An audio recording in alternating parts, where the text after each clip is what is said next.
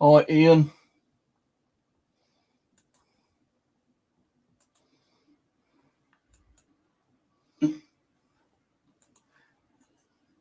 Right, hopefully my bloody computer won't freeze up. Luckily, it hasn't done for a little while. Yeah. Used to freeze up every time I used to do a live stream. I don't know why, but I've not done many live streams, so I'm just hoping it's not going to bloody well freeze up and I'll have to log out and, well, stream will stay up for, I think, about 5 minutes before it actually shuts the stream down. So if anything happens, I'll have to shut down the computer, quickly come back on, do a quick clean up and back on, StreamYard. If I'm not back in time, I'll just start a new bloody stream. So I thought I'd just do a little general chat today. So not been doing too much paranormal. I've been going out quite a lot, metal detecting, and putting videos up on that. And yeah, it's been fun, but it's been too bloody hot. And I'll come home half the time with heat stroke, feeling like kind of like dizzy and flabbergasted and just worn out, really, kind of thing. So what I do, I normally get home and quickly try to get the video sorted out. I've got to run 2 programs, one to join it all together, which is what is it called? VideoPad. And then once it's all joined up, I've got to save all the files, export it to a hard drive, one of my other hard drives, and then once that's done, I've got to run a converter and then convert the file from 20 gig down to 3 or 4 gig or whatever, yeah. So, it doesn't take as long to upload on bloody YouTube. In a 4 gig video file uploading on YouTube can take about an hour and a half. So it means just waiting for it to upload and then sharing it out with the public. I do put me metal detector ones on my Patreon as well. If you want to go and check out my YouTube channel on the Steve's Outdoors Adventure channel, then please do so. I think it's down there in the link somewhere, maybe in the description. I upload all the videos up there. Plus, I upload them on YouTube as well. But there are going to be some videos I'm actually going to just let patrons, which I've not got none at the moment. I've had the bloody Patreon for 2 years, and I've had about 3 patrons, and suddenly they just left me, so I don't get any help towards the channel. So yeah, it's bloody hard work going out and doing video content for you guys. I'll tell you, man, because it's so hot and frustrating. You get home, you're bloody knackered. You want to get the video up the same day so people can watch it the same day.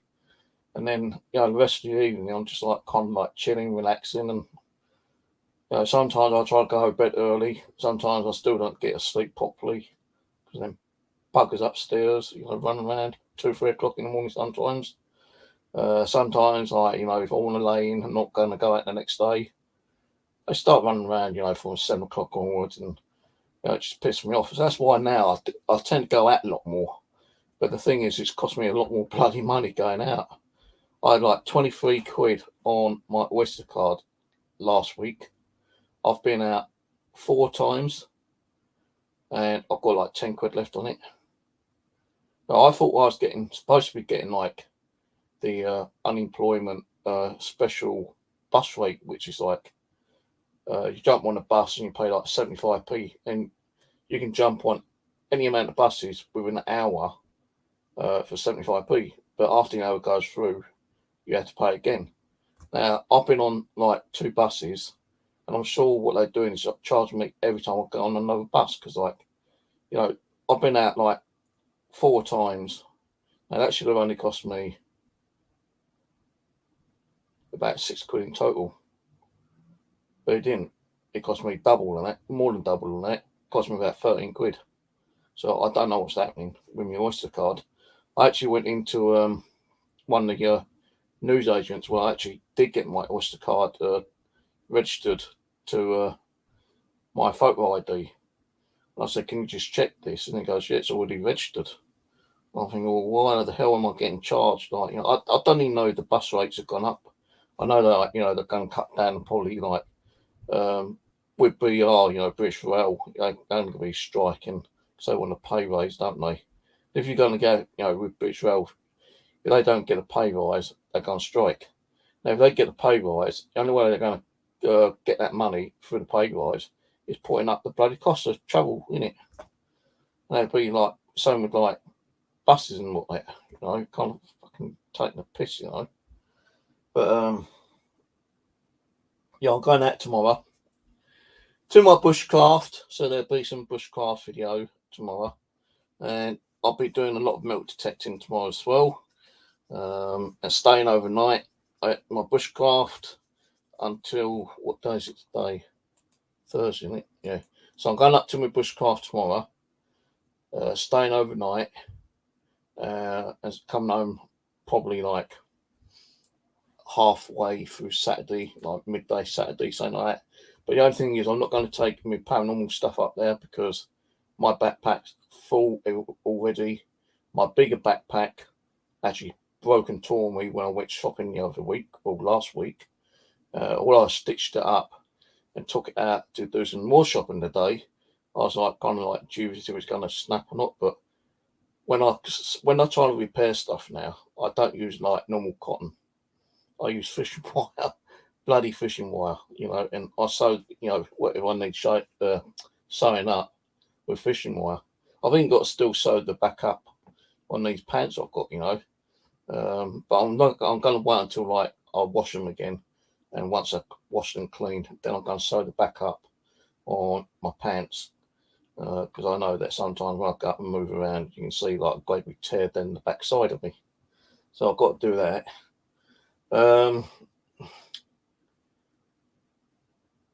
Yeah, I know I'm talking about bushcraft milk detecting on this channel, but I'm going to give you a couple of updates on this channel as well. I'm not going to do too much at the moment, yeah, because time I get home, you know, I go out practically 4 times a week if I can afford it. You know, even if it's just one bus ride to the common, I've got to get out of this place because them bleeding kids upstairs just drive me fucking insane. And you know, it doesn't matter what time I get home. As soon as I get through the door, bang, bang, bang, bang, bang, bang, bang, bang, bang, bang, bang, bang, bang, bang, bang, bang. Like never fucking ends, you know, kind of thing. It's just a fucking joke.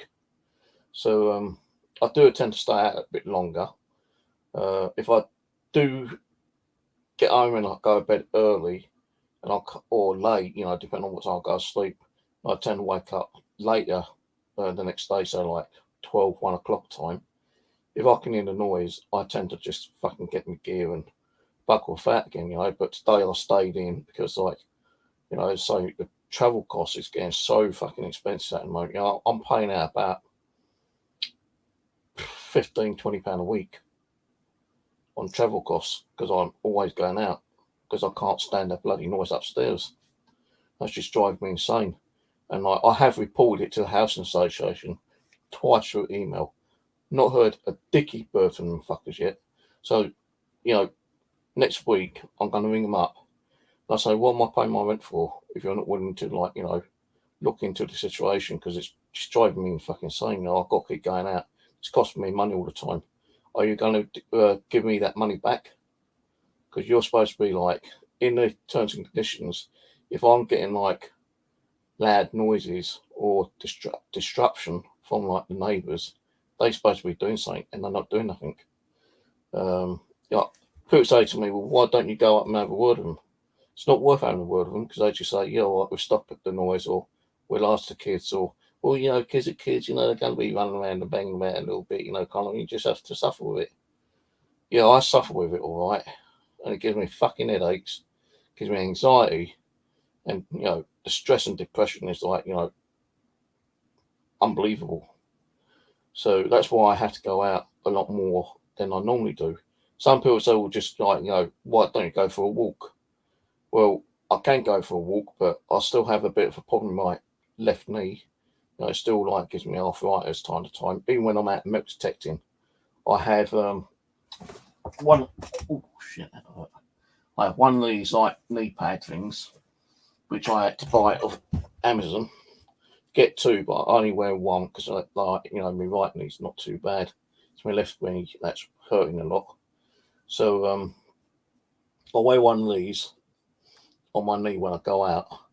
Plus I've got some like actual garden digging knee pads, which I use, but I only use one because I say me right knee ain't too bad. Sometimes it gives me a little bit of a twitch, but not too bad. But my left knee, it is really, really killing me time to time. And then if when I'm at the tip, I get a hit and I'm digging it up. Sometimes I'm not actually kneeling on my knee. I just like sit on my backside and just like dig into the hole. And not found much lately. To be honest, I found a Zippo lighter, another bloody horseshoe. Well, I would find horseshoes on the pony farm anyway. And it wasn't a pony. It wasn't a horseshoe. It was a pony shoe. So yeah. Found a horse harness as well the other day. So the other day when I was out on my last video, I found a Zippo lighter, some lead, a pony horseshoe, and a harness.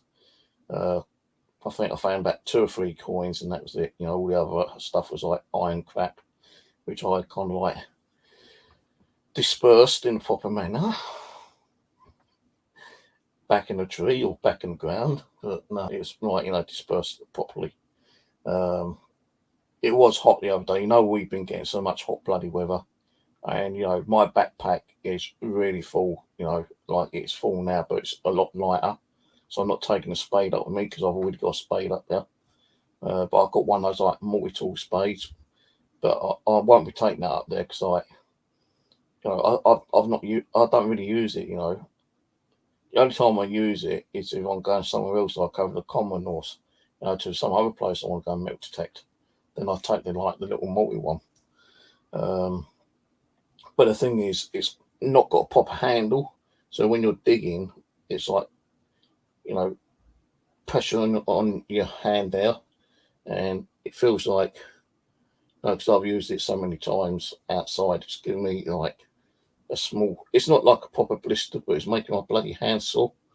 And usually I don't put both gloves on because I can't get a grip with a spade wearing a glove, kind of thing. So usually I just like have one on this hand so I can like dig out all the dirt and everything here, and use this hand, without glove, so I can use my pinpointer. But yeah, over the last week I've been out about 4 times, I think, something like that.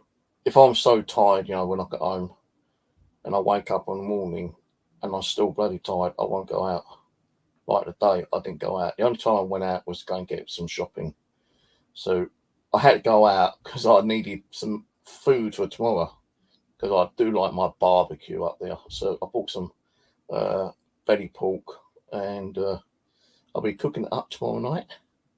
I did get a new action cam.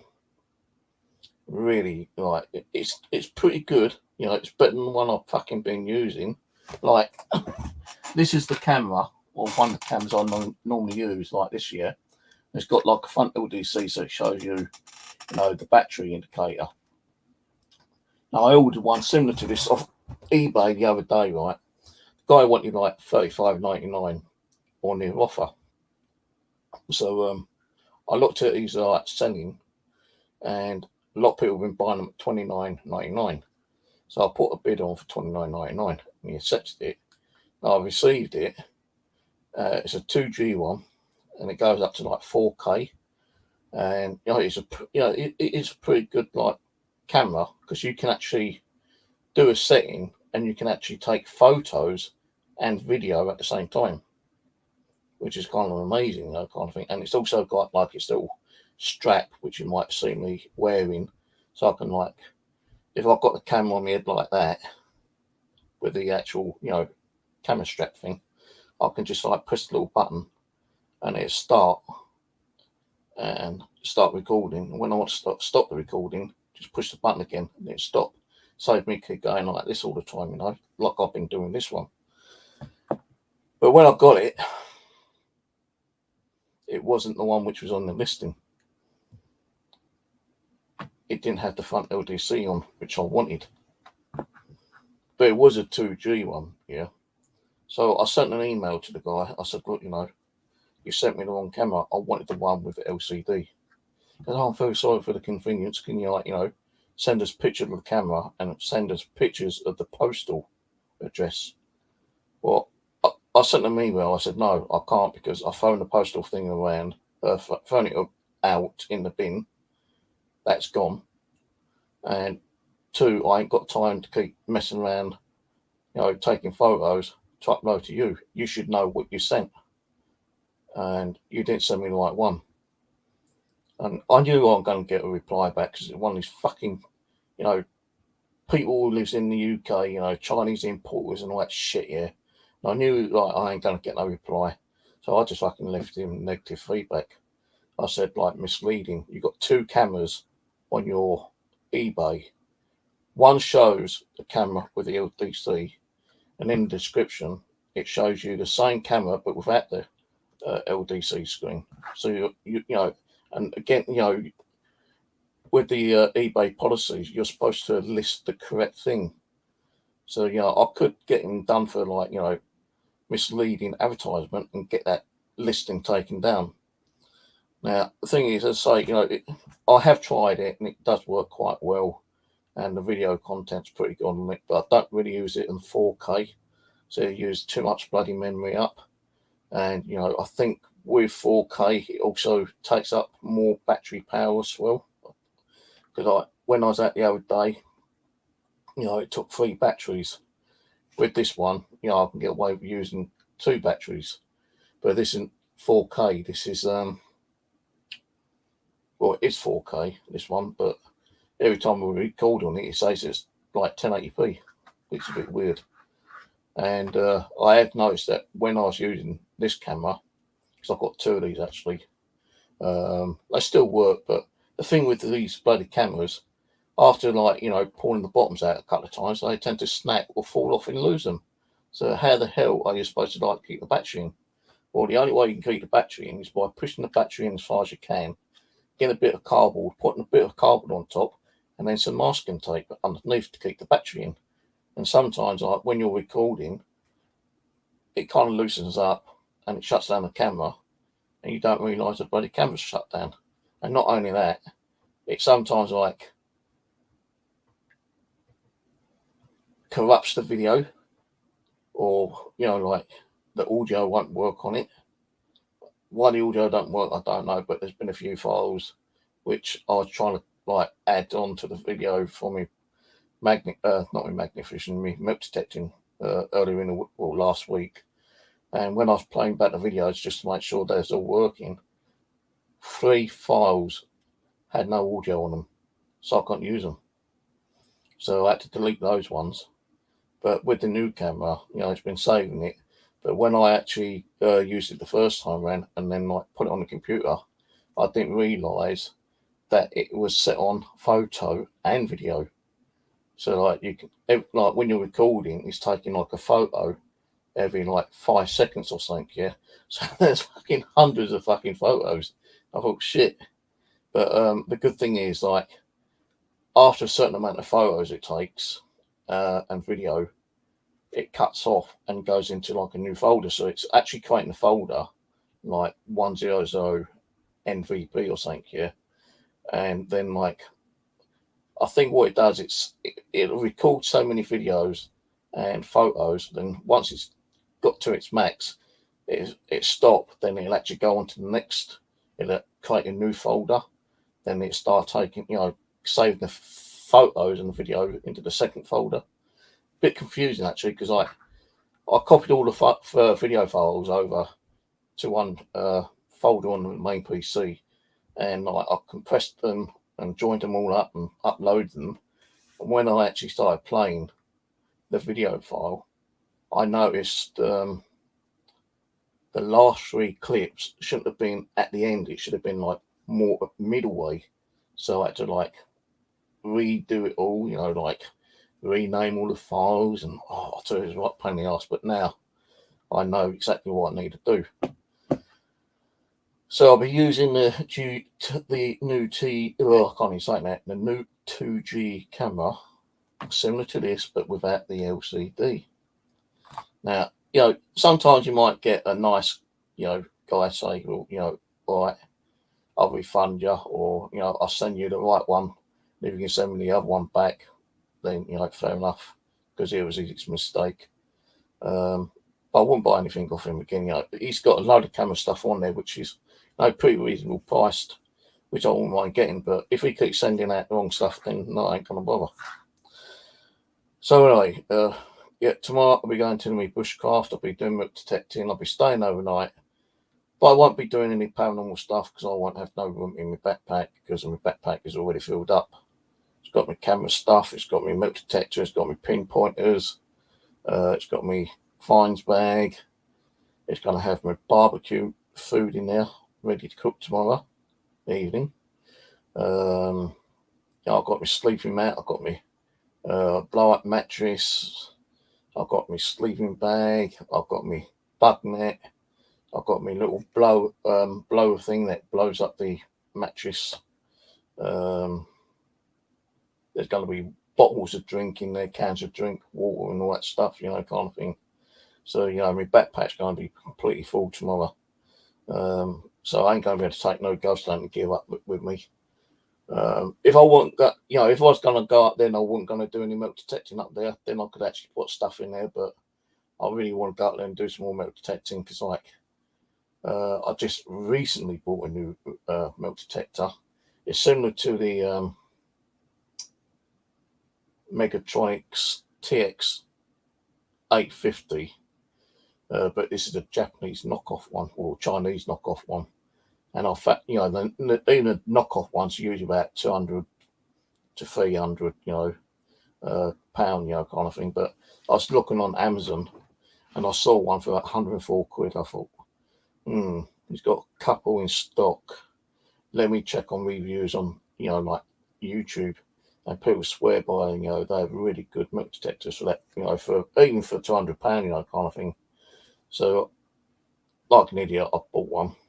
And it is a good one. The only thing I'm getting a bit fussed about and confused about is it's got a certain thing called ground balancing.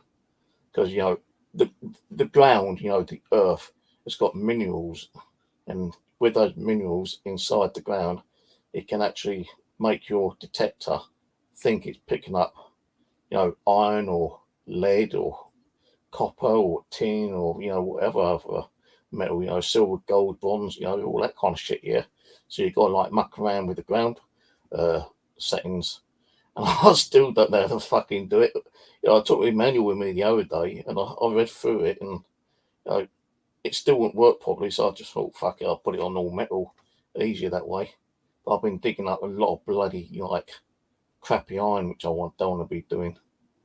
So and I've noticed iron is like a high signal on this detector, but on my other detectors it's like a lower setting, like from like 5 up to like 20, 30. It depends on how big the iron is. But on the other one, this new one I've been using, it's like in the high numbers, like from 60 to 90. So I've got to concentrate on the lower numbers, because like the lower numbers are the coins, jewelry. I did find a ring up there the other week as well, little baby diamond ring. It's not like a real diamond. It's not really gold. It's like, I think it's a copper ring with like, just like fake diamonds in. I think I've got it here actually. Yeah. I'll show you the ring.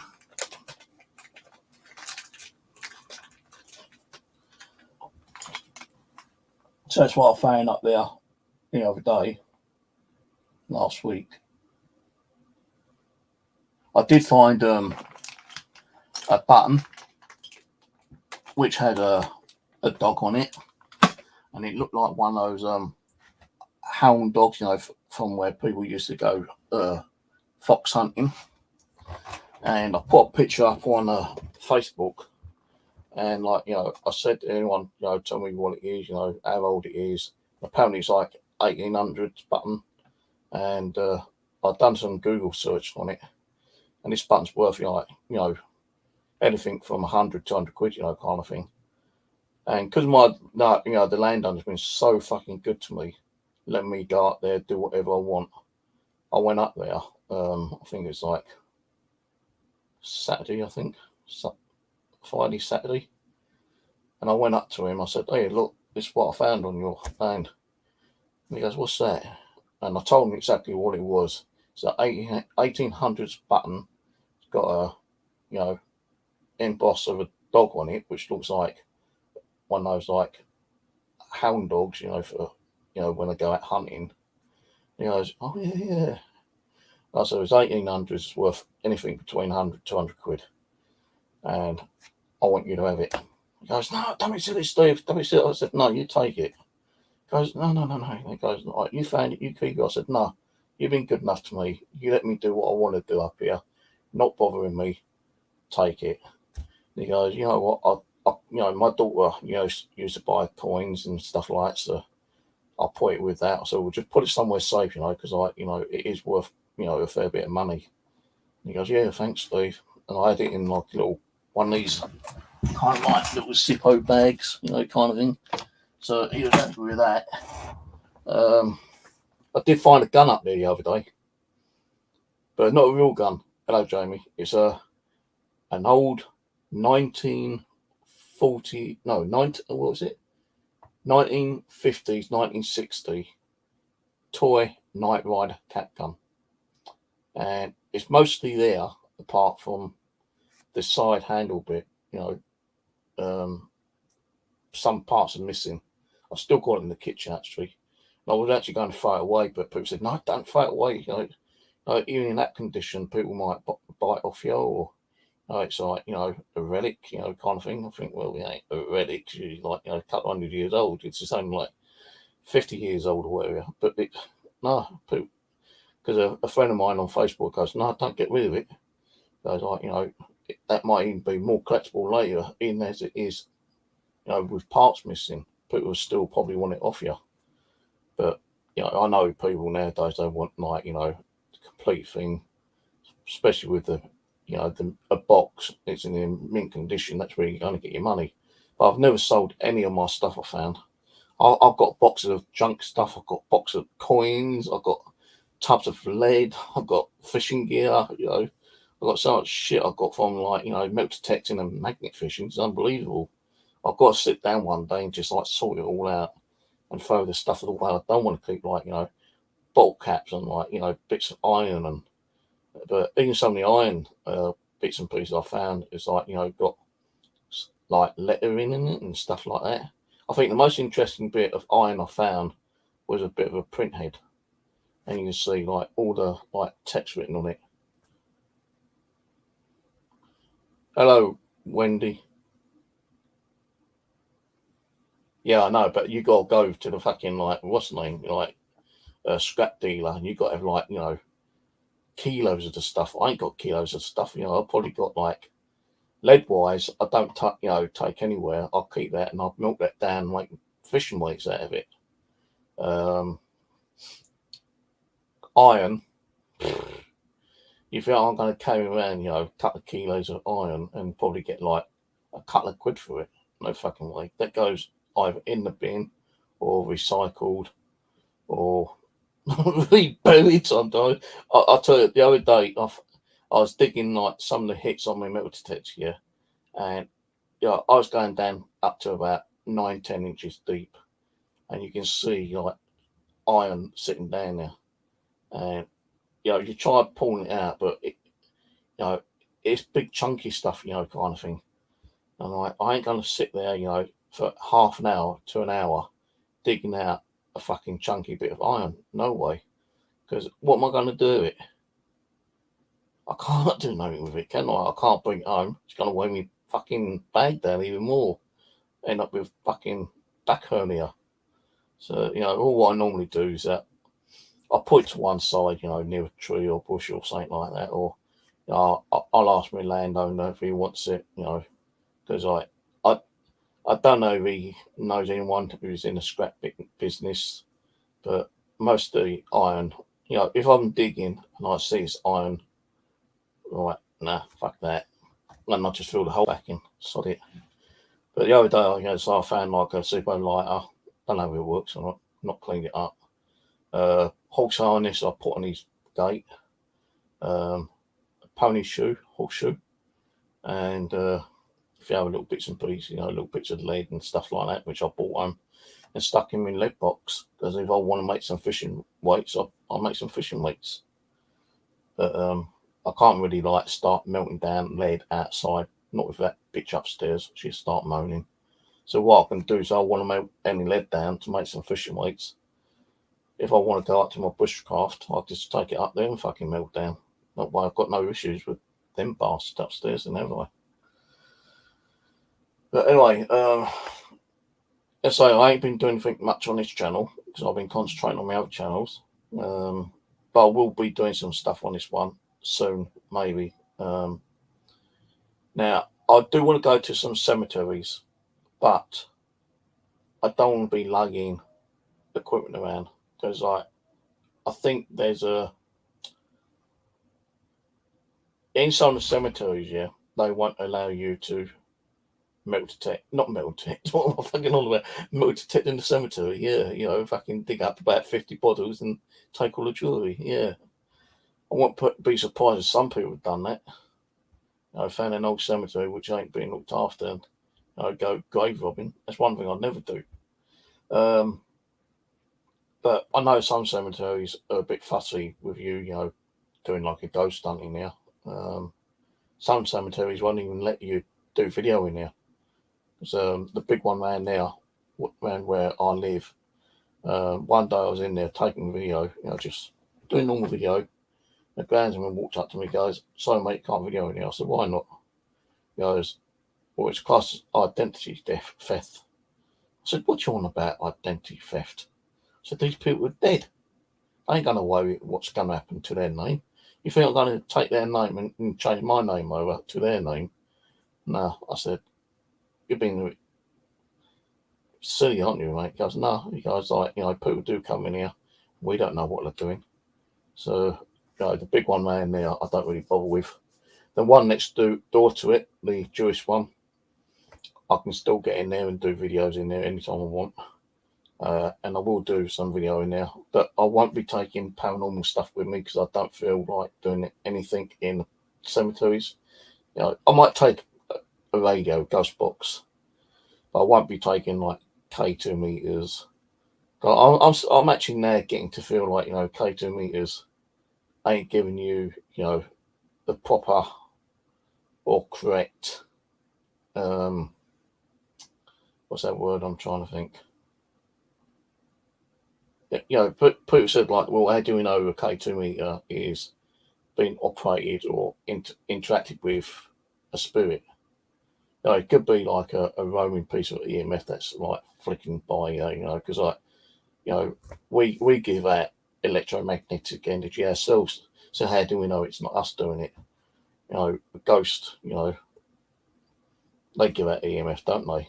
So like, if it's a ghost, it's a ghost. If you're getting responses directly to a question, then okay, cool. But it does mean that because you're getting interaction on a K2 meter, it doesn't mean it's a ghost that's interacting with you. It could just be like, RF signals, that are coming near to after the question, kind of like coincidentally, kind of thing. So, K2 meters I'm not taking out. The EDI I'm not taking out. I'm not saying I'm not going to take them out any time. It's just like, when I start in the cemeteries, I'm not going to take anything out. Just probably like a ghost box and that'd be it. And maybe an EVP recorder. But I will be doing some stuff in here as well. Doing some more ghost box sessions later. When, I don't know yet. But I will start doing some more paranormal in here when I'm not so tired and when I ain't been out the next day or the following day or whenever. But I don't want to be doing it and I'm bloody knackered. Because even when you're doing ghost, paranormal stuff, that's bloody tiring. I don't care what anyone says. We're just sitting there, asking the spirit to talk to you. Well, yeah, okay, we're only doing that, but it's still fucking like tiring. It's exhausting. You're using your energy. The only time you're not using your energy is if you're just sitting there watching the TV or a video. But when you're talking, you're using energy. When you're, kind of expression of like, you know, your emotions, that's energy. It can make you feel fucking very tired quickly, kind of thing. So, you know, if I got, I'm thinking of going down to a cemetery next week, maybe. Um, it's not anywhere around here. It's I've only ever done it once, and it's only a small cemetery, but it's got old stones in it, old headstones, and that's over near Kingston, just by Tenton Lock, actually, where me and Alan used to go and do magnet fishing and root detecting. But one day I was coming home, and I had to cross the road to get the bus, and where the bus stop is, there's like a little cemetery there. And I went in there, just for 5 minutes to have a quick walk around. So I was thinking of going to Kingston and Tenton Lock maybe next week, so I can do some magnet fishing at Kingston. So I want to see if I can find some of those old boating tags. I found like about 12 of those at one time, and all the good condition ones I put on eBay, and people bought them because they like those kind of things. They were old, rare 1930s, 1940s boat tags, and it's like a boat. It's like a license you have to put on a boat. Um, and out of the 12, I think I sold about 8 of them, which were in good conditions. But I sold them at different prices, anything from like £10 up to like £30, £40. I had one mint one in there. That went for about 40, I think it was. Probably would have got more for it if I held on to it. But I'm thinking of go up to Kingston next week, go along where I found those boat tags and do some like magnet fishing there for a couple of hours. Then I'm going to jump on a bus and go to Tenton Lock with a milk detector and do some milk detecting up there. I've asked Alan if he wanted to meet up, but I never got a reply from him. So I'll just be going up on my own. I do want to go to Tenton Lock again because the river runs from Kingston all the way past Tenton Lock, past Richmond, and that way. I want to go to Tenton Lock because we found some pretty interesting stuff when we was setting up there, and there's a lot of places you probably go to. We found a load of old King George, King Edward, Queen Elizabeth, the old bunhead one, coins, silver sixpences. We found like toys, cat guns, car toys, um, bit of jewellery, all kind of stuff really. So what I want to do is go back into that area where we found that stuff, and if I don't find much there, then I'm going to try a little bit further down on Tenton Lock.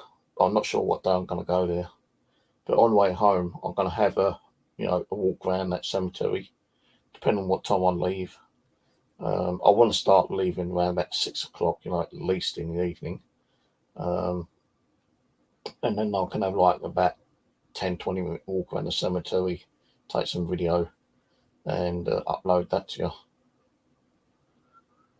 Hello, Pete. How are you? See, Pete lived where we used to fucking live. I could have been going down there quite a lot with him, and I always wanted to do, what's it called?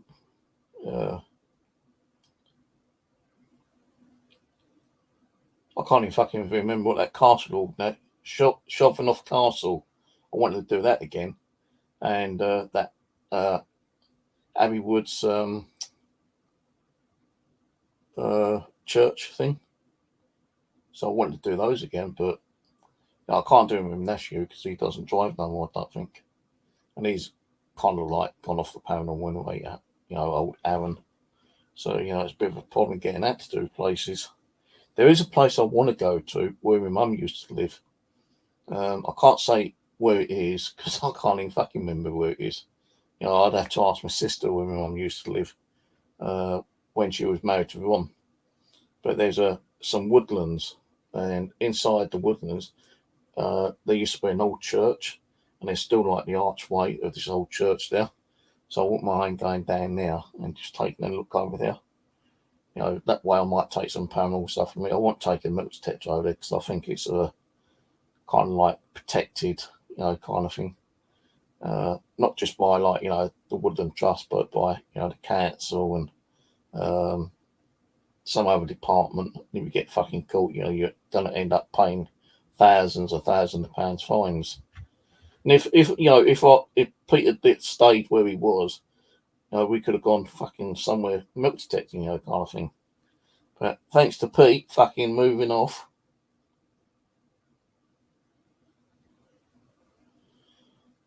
Hello, friendly puppy, Mulberry Bush. Hello, long time.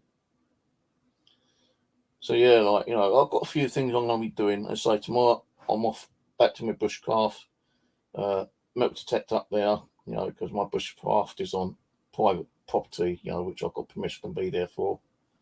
I've got like a quarter of the field to do there. Then I've got, a choice of a couple of other fields on this property I can do. I've already done 2, but I might have a quick run over those again because I didn't have this newer detector that I've got now. I've been using like me Bounty Hunter and the Minelab 44 to do the detection up there. But since I took a new one up there, it's kind of like penetrating the earth a bit more better, and I'm finding a lot more stuff. So, I took it up there last week actually when I got it, and I was saying like, even if I found one old coin today, it'd make me happy. And like I went finally diddly squat at first, then suddenly within like a matter of like 5 minutes and like probably within like 5 foot, I found 3 old coins. I don't know what they were because I never looked at them properly and cleaned them. I just bought them home and threw them in a fucking like coin jar. I think they were actually like either King George or Edward ones. The old pennies. And I think the smaller one was probably like the old halfpenny, which is probably like late 1800s, something like that. I did find another smaller one actually, but I think I lost that one. Over the common, I went over there the other day, and I found a load of old like little baby coins, and I thought they were 1p coins. But when I got home, I left them in the bag. Then the next day, I had a quick look at them. They weren't even 1p coins; those American 1 cent coins. And like, I found 12 of them, and like 5 of them are a pretty reasonable shape. You can actually see, whoever's on the front, and you can make out the dates, and they're around about 1970s to 1980s. So yesterday I thought, I'll grab my detector, but I didn't grab the new one because it's like you got to wear headphones with that one. But I took my bounty over there. And I found like another 6 of them. I knew I'd got them all. I was just too bloody tired to dig them all up. But I found another 6 and I just threw them in the coin jar. I ain't cleaned them up or anything because I think that 5 out of 6 were kind of like corroded like fuck anyway. The new one which I've got, it's I can't pronounce the name, but it's like the Megatronics one, the TR-850. It's similar. It's just a Chinese knockoff one. Now you can't turn the volume down on that. You have to wear headphones. So the headphones I've got, the volume control doesn't work on it, and the only other headphones I've got has no volume control. And I tried it on, and it's really blasting through your eardrums. Even when you haven't got headphones turned on, it's quite loud. People like 100 yards away could probably hear it. So I ordered like this little gadget where you plug your headphones in, and it's got like a built-in volume control thing, and then you plug it into your, like hi-fi or your TV or your metal detector or radio, whatever. So that came through today.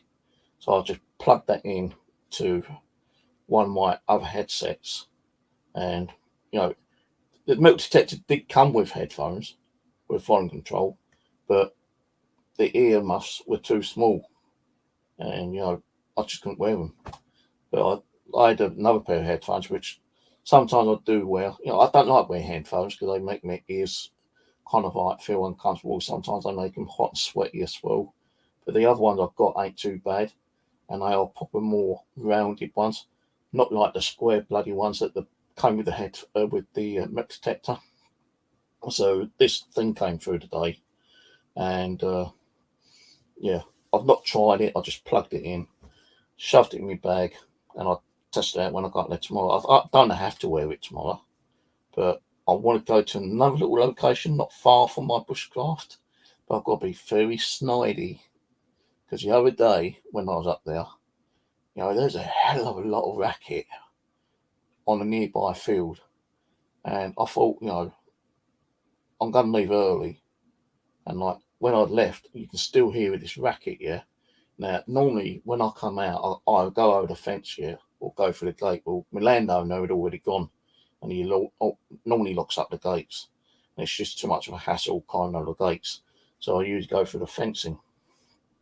So I went through the fencing, and as I was coming down, I should have turned left, but there's a couple with a kid, and the kid kind of like distracted me, walked in front of me, nearly bumped into me. And I kind of like deterred to the right. Now, going round to the right led me kind of a long way round to the exit of the woodlands, because like the property where I am backs onto like these woodlands, and behind the woodlands you've got this football field. You've got football field, you've got rugby field, you've got about 6 fields over there, kind of thing. And as I was coming around, you could see like some kind of sports thing going on, and there's like hundreds of kids there. And I thought, there's going to be kids there, and parents there, and it's a sports day there. Maybe someone might have been generous enough to like drop a few coins.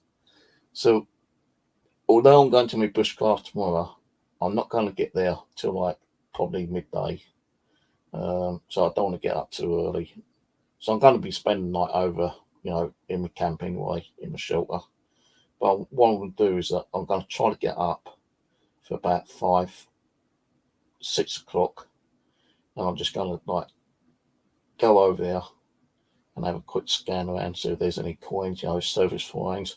But the thing is, as I say, my detector has got no volume control, so that's why I bought this little gadget so I can connect it to the headphones, then plug it into the bloody metal detector, and like no one's going to hear me at 6 o'clock in the morning, unless like you got some dog walkers walking through at that time in the morning, and if they say anything, I'll just say, well, hang a minute, mate, my nephew was over here doing some stuff here, and like he dropped something, so I've just come over to find it.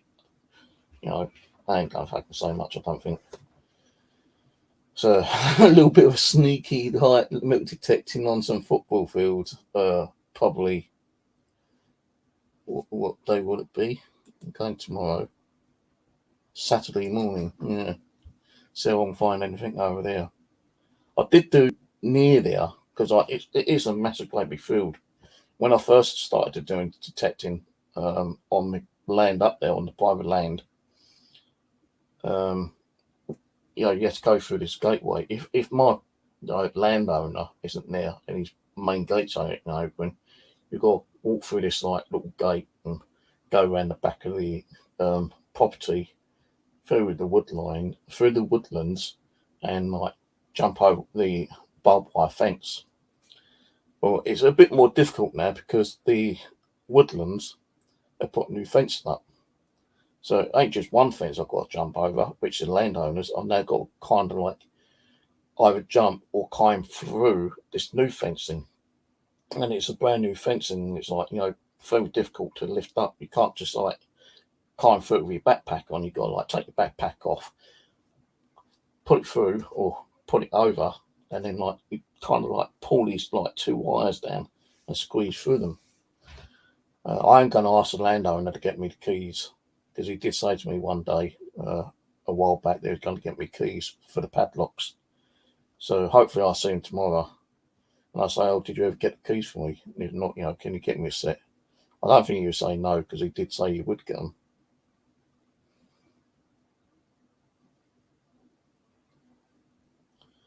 There ain't really many creeks and reservoirs around here. I've got like the River Wandle, and I have actually contacted the River Wandle. I swear on that, yeah. And I said, look, what's it? The rules about walking down the River Wandle and metal detecting. And she goes, well, to be honest with you, I can't answer that question because like the River Wandle is owned by either the council or the Wandle Trust. Some parts are owned by like businesses. Some are owned by like private residentials. She goes, you could try it. And if they tell you you can't do it, someone comes along and says you can't do it, then just like say, okay, sorry, pack up and move on, kind of thing. But I was watching a video today. Some guys actually going in the river with a magnet, and the things I was finding in the magnet was like kind of crazy. Like it wasn't just like picking up metal stuff. Yeah, I was picking up really nice bottles and other kind of stuff. But that River Wandle can be a bit deceiving. I've got a pair of waders, but they've got a hole in them. So, if I go to a certain depth, my whole waders are going to get filled with water. I'm going to like be walking around like if I've got like concrete boots on. And, some of that River Wandle can look shallow, but one wrong step, you could be going under. And I can't swim. And just think, if I go under and my fucking waders like filled with water, there's no way I'm going to get out, am I? But there is a couple of little places along the River Wandle I know. I don't think there's many people that go there apart from dog walkers.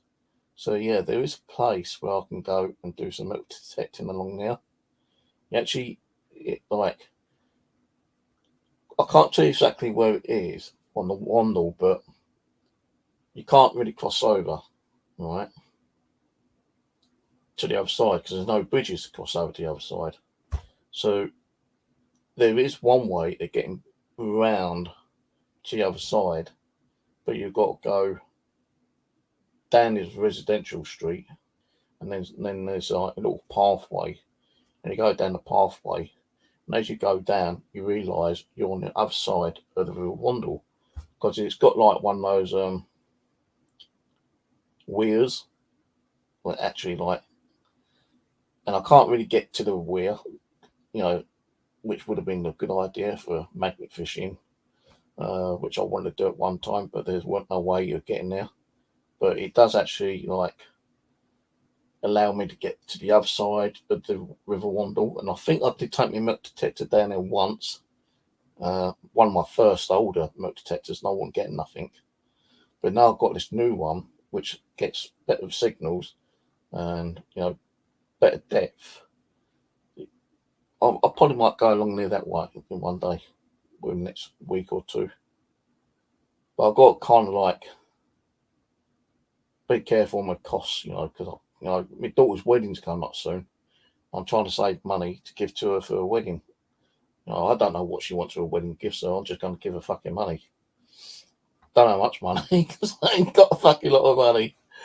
But yeah, we'll see how it goes, But next week, I'm planning to go to Kingston because I really wanted to go to Kingston this week or last week actually, but I didn't want to take my new detector out with me. I just wanted to take that to my permission, but I could still use like me Minelab 44 or me Bounty Hunter, which I originally bought off Alan, the Bounty Hunter. He gave me mates rates. I think it was about 80 quid I paid for it. And a new Bounty Hunter, still cost about 300 quid. So I've got a really good deal with him. And not like when I bought it off him, we used to meet up at Kingston, and we used to go to Tenton Lock and do detecting up there. So when I go up there next week, hopefully, I'm going to take the Bounty Hunter and not the new one. I would like to take the new one up there, but I've only just got it in like I I might take it up there sometime, later in the year. But I still prefer using the bounty hunter. Actually, I took the bounty hunter one out the other day over the common. I only done like a quick one over there, like quick half-hour video. It's so fucking hot out there again. This weather's killing me sometimes. I come home like exhausted and heat stroke, and I've been having, because of the flies and everything here. I was watching a video where some guy had gone out metal detecting. Can't remember his bloody channel name now, but he's an English guy and he goes out metal detecting, and he's been doing like a lot of fields, and he's been getting bitten by these hall flies, yeah, and the bites. You can see where the horse fly's bitten into him, and like blood's coming out, and it's kind of like really swollen up.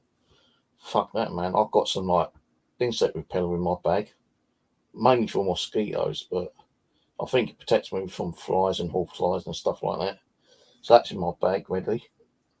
I took that with me yesterday when I was over the common actually, and I just sprayed myself, all down my arms and around the back of my neck, around my face, and I think I had a scratch at the back of my neck somewhere, and I didn't realise it, and I sprayed that bloody stuff on the back of my neck, and my neck was burning for about 10 minutes, and it just like suddenly eased up. I thought, what the fuck?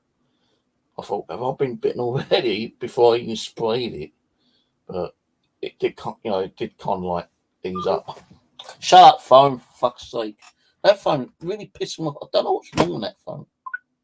My house phone keeps like bleeping all the time. Wakes me up after the fucking time as well, bloody thing. But anyway, I've got some soft drink. I've got some, couple of energy drinks I can take with me tomorrow if I want to take two. They're about, that size cans, big cans. I think they're about 69p each or something at Lidl's. But I'll probably just take one of those. I've got a bottle of light squash. I'm going to take some fresh water. But I've got an old 2.5 litre bottle, which I just finished up at the bushcraft. One of those big 2 litre bottles, well, 2.5, 3 litres or what they were. About that big, that round.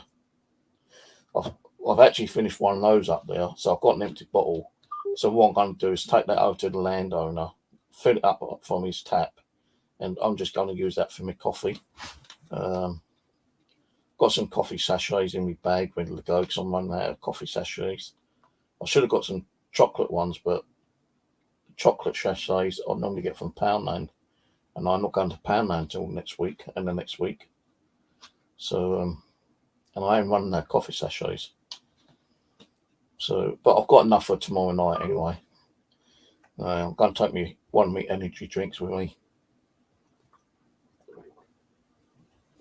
Bottle of squash, which is already made up. Bottle of water. So, because I'll get thirsty on the bus. So, if I don't want to drink me, because eating this squash sometimes like makes your throat a bit dry. So, it's always good to have some water with you.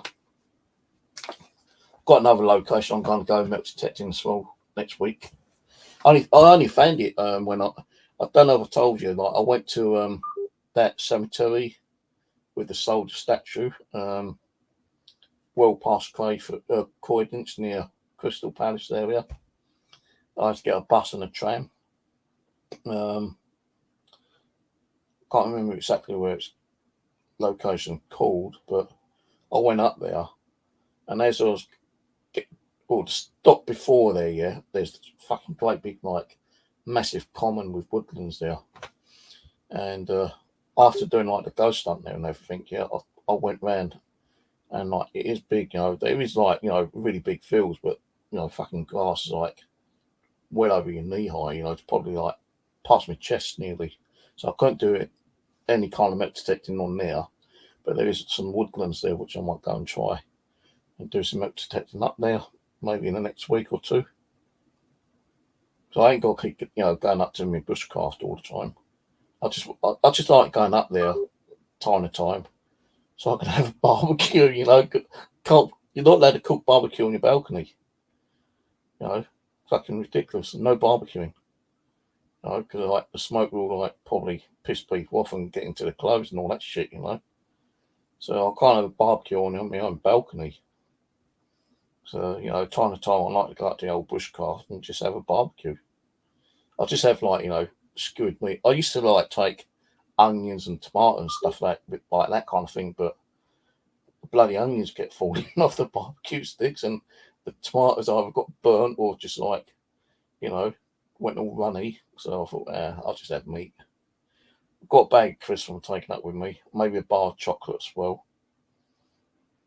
So I've still got like a bag of trail mix up there, which has been up there for like 2 years, and it's still sealed. And I'm thinking, the other day when I was up there, maybe I should have a snack. Nah, wait until I get home. So, like, you know, there's like trail mixes up there, coffee's up there. I've run out of drinking chocolate, as I say. Water's nearly out. You know, I've got like two other little kind of like those kind of big water bottle things, but that water's been sitting there for like fucking years, I think. And mind you, I did have some of it the other day to boil and like have me drinking chocolate. But I still need to go over and get some fresh water. So that's what I'll probably do. I'm hoping that his gate will be open, because the other day he left his gate unlocked. If not, I'd just have to jump over the fence and go and fill the bottles up and come back over, do some detecting throughout the whole day. And then like around about 5, 6 o'clock, probably have a barbecue.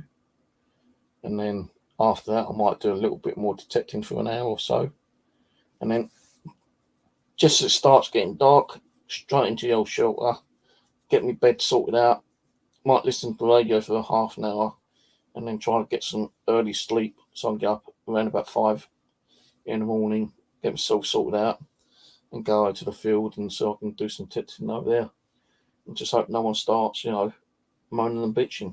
Otherwise, I'll just say, all right, fair enough, I'll pack up and go.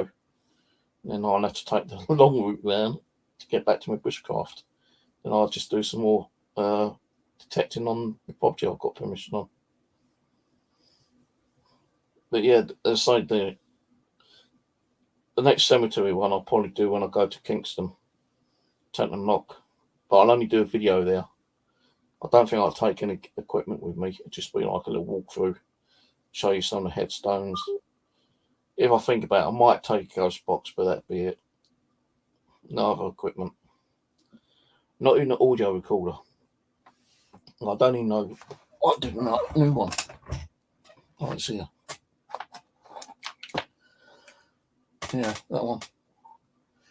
That'll probably stay here. I'll just take the Sandium. If I can remember what I've done with the fucking thing. I don't even know what I've done with Sandium. But when I go up there, I'm taking my MEP detector, I'm taking my magnet, and there you go, that'll be it. So I'll do Kingston for a couple of hours, magnet fishing, and then after that, Tenton Lock, and do a few hours up there, melt detecting. I want to leave early in the morning, around about 6, 7 o'clock in the morning. So it's going to take about an hour and a half to get there, depending on traffic. So let's say if I left here at 7, be up there for about 8:30, 9 o'clock. Do a couple of hours magnet fishing till about 11, and then go and jump on a bus. That's going to take, you know, well, it's not a long journey from Kingston to Tenton Lock, but you've got to wait around for the bus, and time you walk from where you are on the Thames to the bus stop, that's going to take about another hour. So from 11 to 12, get to Tenton Lock, cross the bridge, go to the location where we usually go and do some magnet fishing, milk detecting, and spend 3 or 4 hours up there and start leaving around about 5 in the afternoon. So that'd be a bit of a busy day. Make sure I've got plenty of water with me. Because the place I went to the other day, I can't tell you where it was yet. I had drinks with me, but I was running out. And I found a shop, like a little kind of like shop where the woodlands are.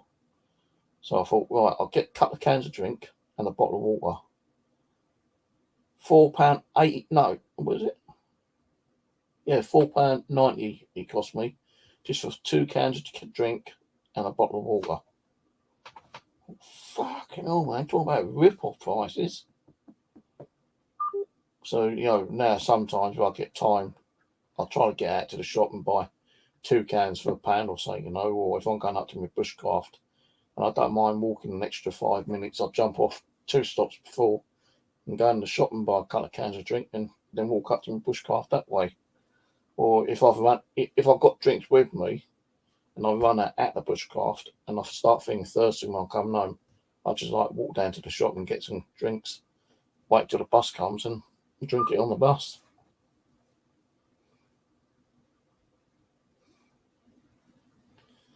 See, I'm also thinking, there is a camping ground, but it's further on where my bushcraft is, and I wouldn't know how to get there. I'd have to Google it and find a way. But I wouldn't mind going out and camping there for the night, seeing what it's like. Ask them how busy it is, how much it costs overnight to camp. So I think some campsites, it's only like 5-10 quid or something, while some of them will be like 20-30 quid, Someone asked me why don't I go out and camp in the woods, different woodlands. Fuck that. No way. I'm okay going to my camp, my bushcraft camp. I ain't going to go to another woodlands and camp out. No fucking way. You don't know who's roaming around at night.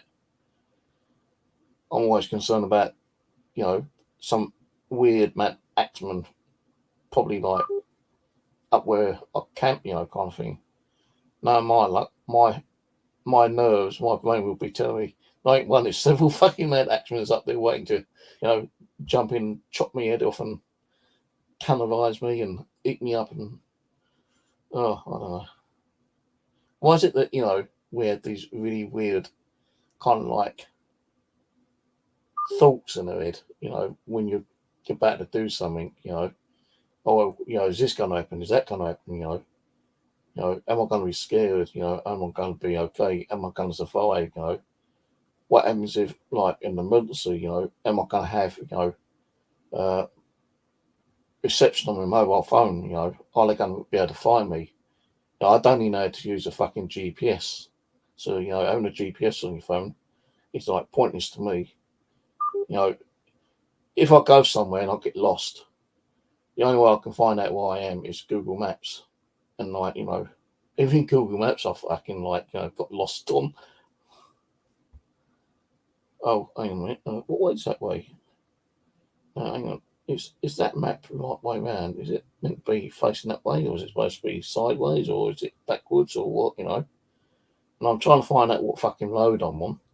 I'm going down one road, and I'm going down the wrong fucking road. I'm thinking, hang on, it just said I've got to turn left, but it isn't left, it's right.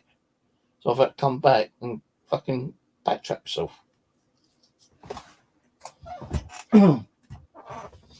Bought 2 bottles of 3-way today. Diet lemonade. Because they don't have the other lemonade, which is 23p. I now have to pay 40p, 39p per bottle for this shit.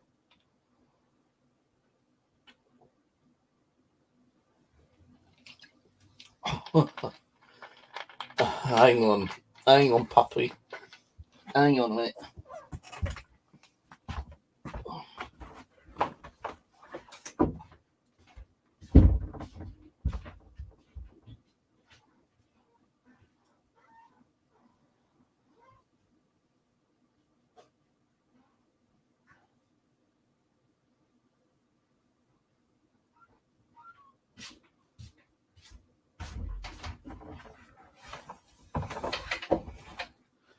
Why I bought 2 of these, I don't know.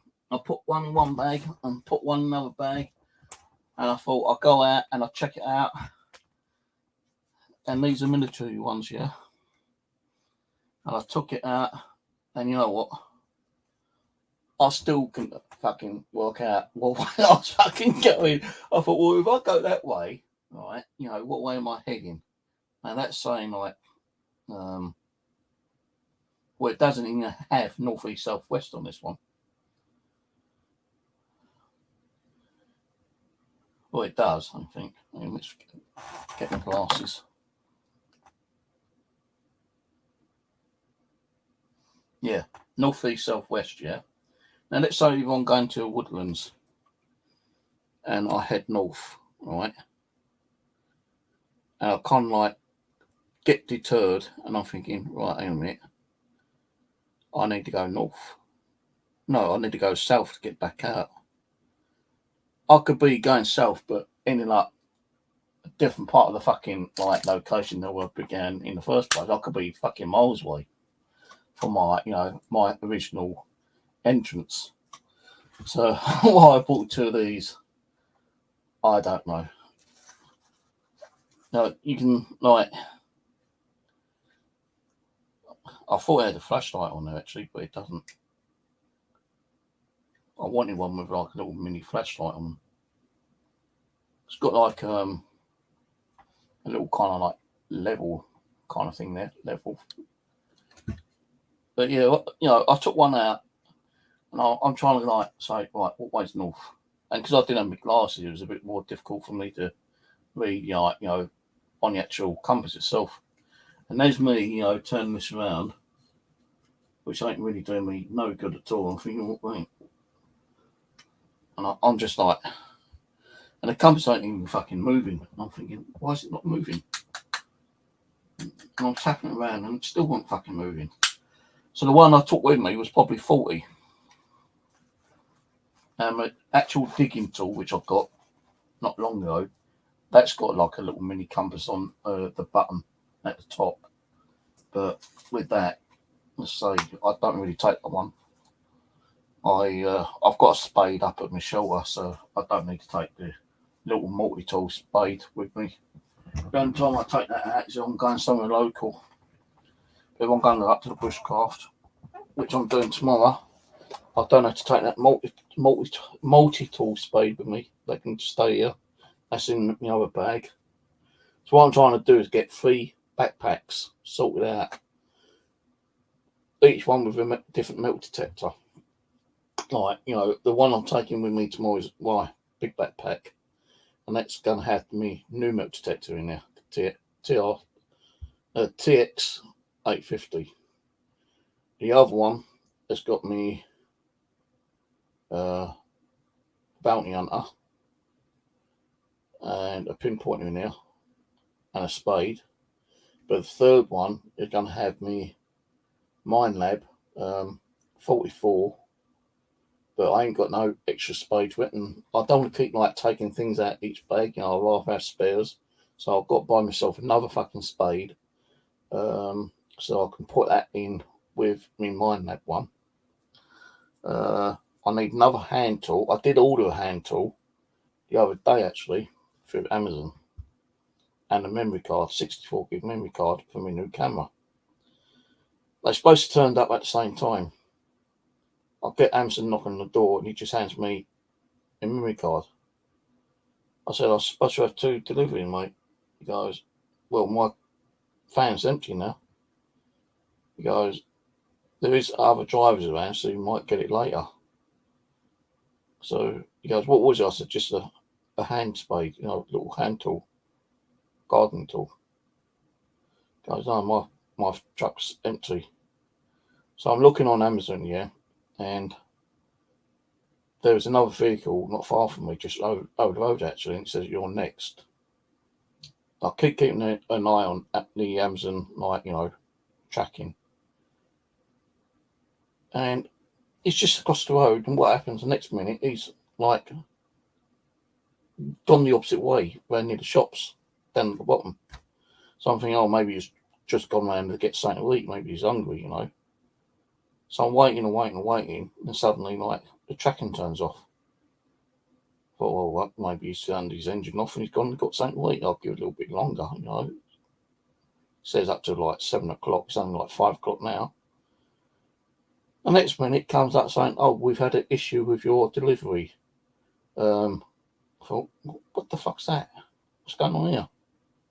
And about half an hour later, it says, we attempted to deliver your parcel at 5:35. Bullshit, I was fucking in. The guy actually came and gave me my memory card at around about 5:30.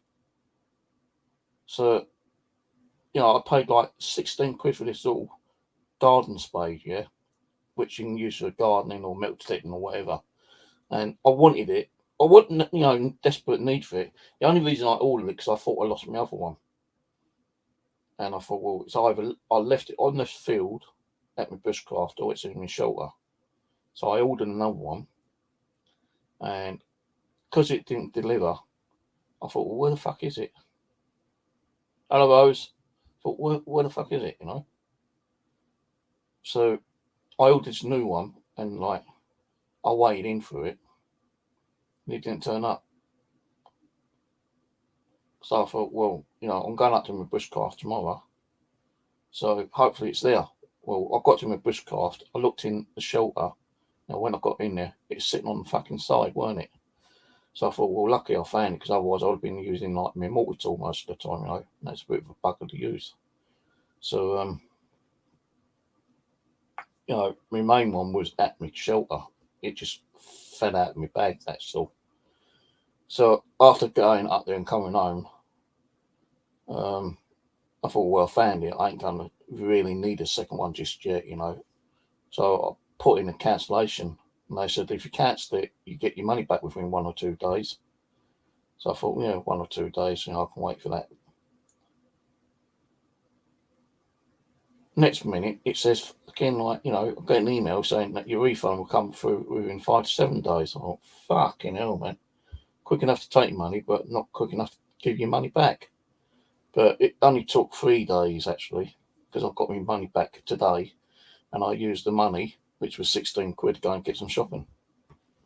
So, yeah. What's this? Oh, that's the compass thing. That's the manual for the compass. I don't like reading manuals. Who nowadays read manuals? I don't. I'd rather Google it or YouTube it. Well, I mainly Google it. I can't even say that. I mainly YouTube it to watch people demonstrating things. Manuals, no thanks. They can go in the bin. Mind you, I did take the manual up from a new detector the other day, not to like fall back on that.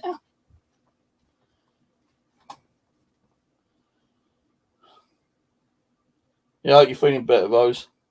You're getting better. I still haven't sorted my living mat yet.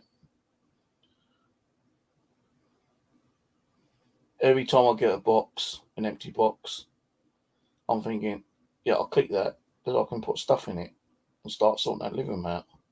I've had about half a dozen boxes over the last couple of months, and I just throw them inside. I've still not sorted that living mat yet. I dread my sister comes round. My sister and niece comes round. She'll just fucking throw the lot. She'll get my nephew to pull the fucking wheelie bins if they're empty outside, so it's near my balcony. She'll just go all my dolls, all my fucking computer games, all everything, with consoles, all my electronics, she'll say fuck it, it's all going.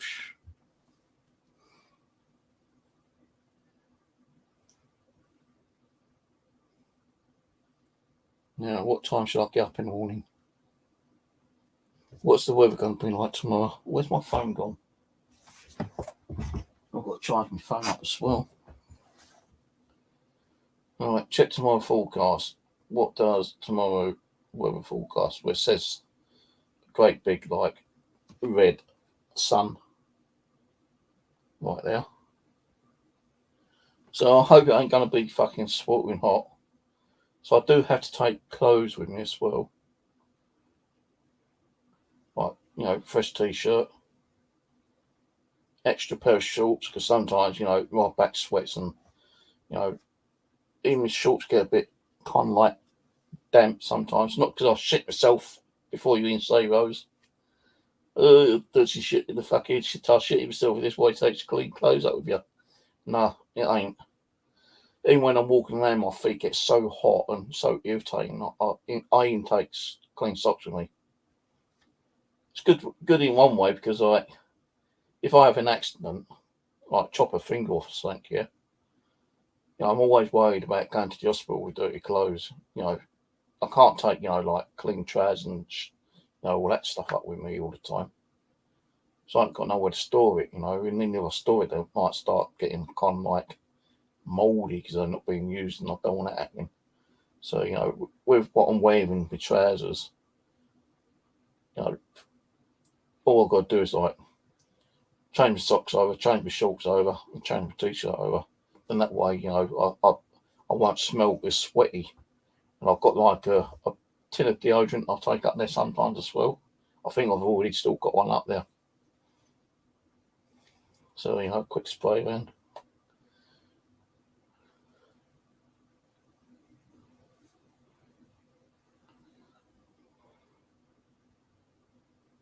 Oh, you got to be joking.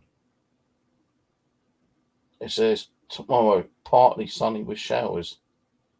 I hope not. Let me have a look. So I'm really looking forward to going tomorrow. It's not no fucking showers. It's like fucking sun interviews and moderate breeze all day tomorrow, Friday and Saturday and Sunday. Not spending 3 days up there. Not in 2 nights. It'd just be tomorrow night, and I'll be back home, say around about 3, 4 o'clock in the afternoon. I hope, because I do want to get around that field and so I can like quickly detect around there for an hour. Yeah, well, I've got toiletries up there as well. You know, I've got baby wipes and, you know, some of those hand towels that someone gave me. So I need to go. You know, I'll go behind a particular bush where, you know, because I ain't no toilet. I don't even know if the landowner's got a proper toilet. I've never asked him. So when I need to go, I'll just go behind this particular bush, pull my fucking strides down, do a number 2, clean my arse, and throw all the tissue behind another fucking prickly bush. You see like a little pile of fucking tissues there. What I normally do is like kind of let the flies, you know, take their little bit of food with them, and then like leave them there for about a week. And then what I do is I normally go back with a long stick, I pull it all out, and I just like burn it, and then like, you know, looks like no one's been here then. Mind you, the landowner said to me the other day, he goes, "Have you noticed anyone landed in your cabin?" I go, "No." She goes, "Oh, because one of the girls went up near there. I was just walking around the woodlands where your camp is. They found condom wrappers." Oh, fucking hell. I thought, shit. I hope that no one's broken into my cabin. But they hadn't. I've got to do some work on that sometime as well, because like all that mud stuff that I used to use is like, you know, covering up the gaps and everything, yeah. It started falling out. So I need to get some more concrete, like plaster, concrete, and some more mud. I've got to redo a lot of gapping, which is falling out. There's a great big gap where the fireplace is, so I need to do that tomorrow. You know, I've got some of that insulation on top of my shelter covered with the tarp. So if I remember, I've got to do that. But, you know, I'm not too fussed about it because it helps with the smoke going out that way.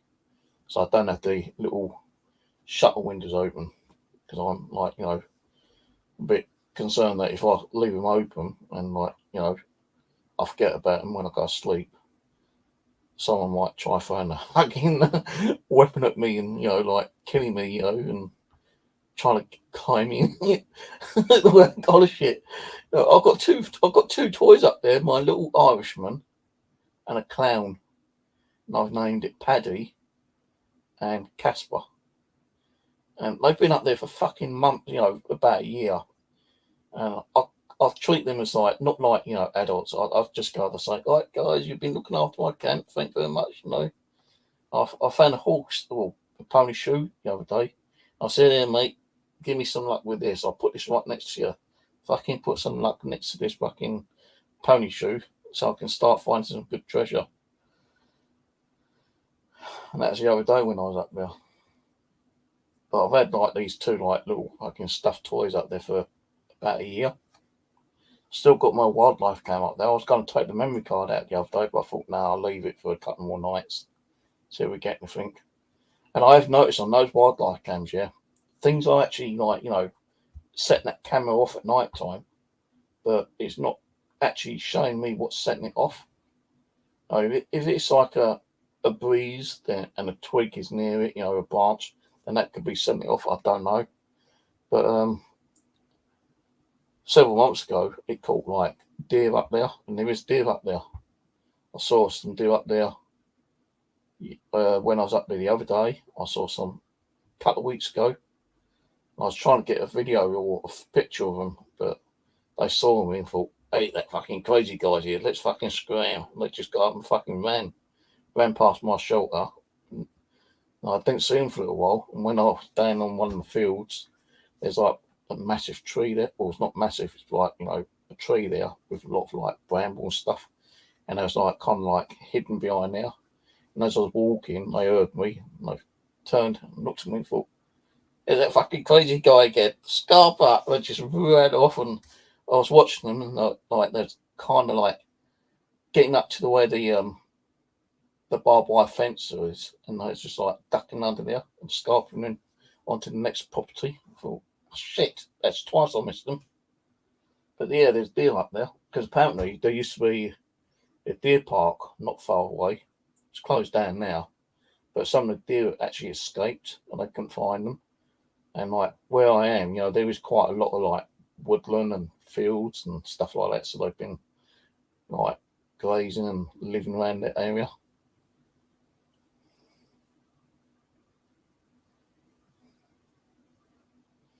Dig a hole. I don't dig a hole. You know what I was thinking the other day? When I'm going, I'm kind of like, I'm like this, kind of bending out, I'm thinking, God, this is putting a bit of a strain on my back when I'm trying to like take a number two, kind of thing. Maybe I should build myself like a little fucking toilet chair and just sit there with a fucking hole in it, just like a little normal toilet, and then, just like have a hole so it catches the crap, and then at the end, get a bit of what was it, petrol or gasoline, and just like pour a drop over and. Now I might like I'll probably do that and it flare up and fucking burn all my face off. No, I'll just let the insects eat it. They got to survive on something, ain't they? It's just like our food waste, and it's helping the flies and it's helping the beetles and the ants to go and take a little nibble and fucking taking it back to their own little cabin, their own little shelter, a little hole underneath the ground. Oh God, it's here. Right, so yeah, tomorrow's going to be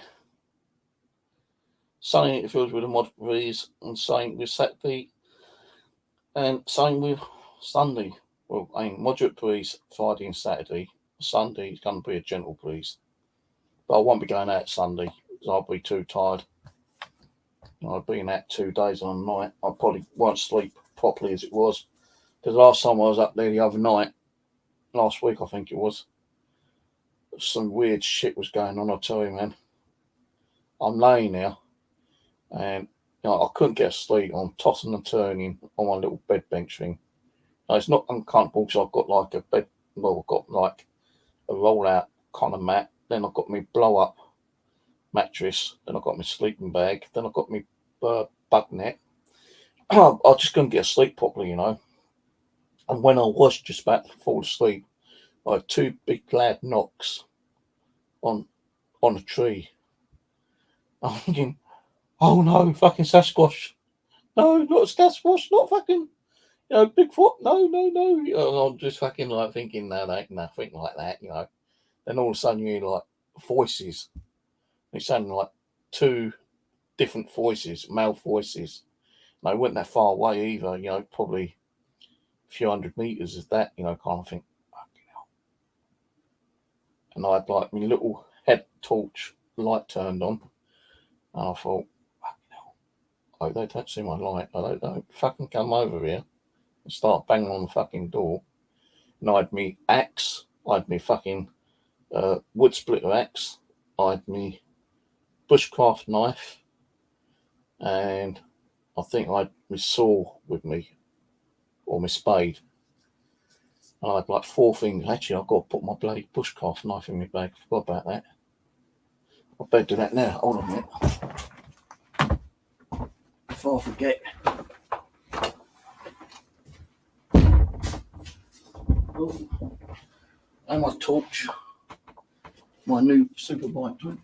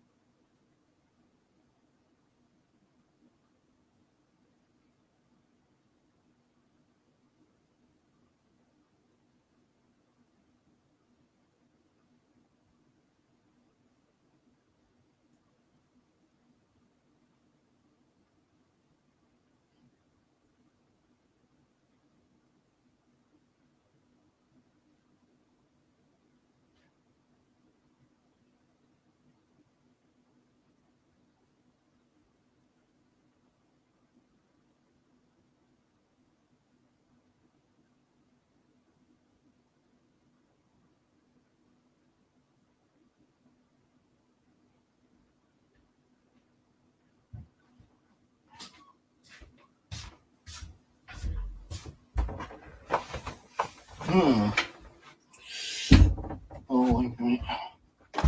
My ear is itching like crazy.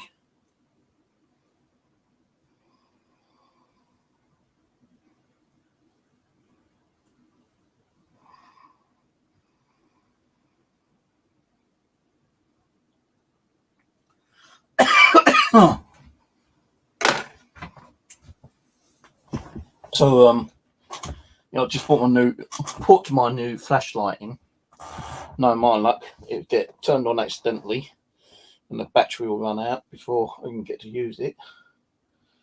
I could put my power bank in it, but I don't really use our power bank, and I think that might be flat anyway, so I've not used it for a while. But my bushcraft knife, I don't know where that is. Like, I've got one which I tried to sharpen it up and screwed it up, and it's not really the proper knife. I've got one which is like a serrated edge, so I've just put that one in there for now. That'll help me, that'll protect me. But I'll put the other one in there as well, so I've got 2 knives to take with me. I do need one sharp knife up there, so I can like dab the meat, so make sure the meat's cooked. Don't know if it's eating half cooked barbecue. I'd like pork the other day actually, and expiry date was on the 27th. And I went in the kitchen, looked in it, and like 27th. So I thought I'd better cook that tonight. So I opened it up. Normally I smell to make sure it's okay, and it kind of like, didn't smell too like, but I thought it can't go off because expiry date's today. It's still sealed. So I just washed it over, put it in the frying pan, stuck a load of herbs, pepper, salt, and what's the other one? Lemon juice. Sticking all lemon juice in the old fucking flame. Happens every time I do that. I cooked it. Microwave one of those 3-minute microwave rice dish, rice things, and I just stuck it all on and had some barbecue sauce on it, and I ate it.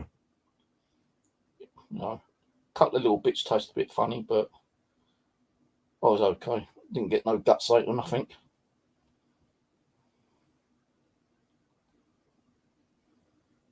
Yeah, Murder Mysteries are still up.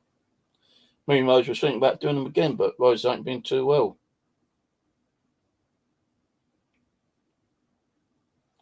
Now, my one in my fridge, you got a control switch, and I think what it was that where I've been going in, I must have knocked it down to number 2. It should be on number 3. Above number 3, it start fucking freezing all my food up. You know, like if it's on number 4, my bottles of drink and my milk will start. That's another thing that happened the other day. Yeah, I get that long life milk, which lasts about a month, and it's been in the fridge for 2 weeks. I thought I'll go and make myself a cup of coffee, and I put the milk in first. I put the sugar in and the coffee, and then I put the water in, and all those bits. When it comes up when the milk's gone bad, that happened. I thought this milk shouldn't have gone bad. It's a fucking bottle that's supposed to last a month. I've only had it 2 fucking weeks, so I had to throw near enough 3/4 of a bottle of milk away. And it's like those big 2 litre ones, So luckily I had those coffee sachets. I had to have a couple of those this week until I went out and got some more milk today. And I've got coffee here actually, which I keep forgetting, in my flask, and then still that tastes a bit weird. I think it's because I've not used the flask that long. Well, that often. Yeah. Maybe because I haven't washed the flask out properly. Maybe that's what's making it taste a bit weird. I don't like powder milk. Don't give me powder milk. It's long life. It's like supposed to last about 4 weeks. That's one I get from Lidl's. About £1.25, I think it is. Tell you, Lidl's have gone up. I tell you, man. I went to get I like eating these sliced ham. They used to be £1.99, yeah, a packet like that. Used to get about 60 slices of ham in it, yeah. Went to the checkout today, £3.99. I called the woman over. I said, "Can you cancel this one for me? I'm not paying £3.99 for this. It used to be £1.99. That was happy with. It's double the price. I'm not paying for it." Even the pork, the chicken. No, chicken used to be like £2.50, right? For 3 chicken breasts. And they're, good sized chicken breasts as well.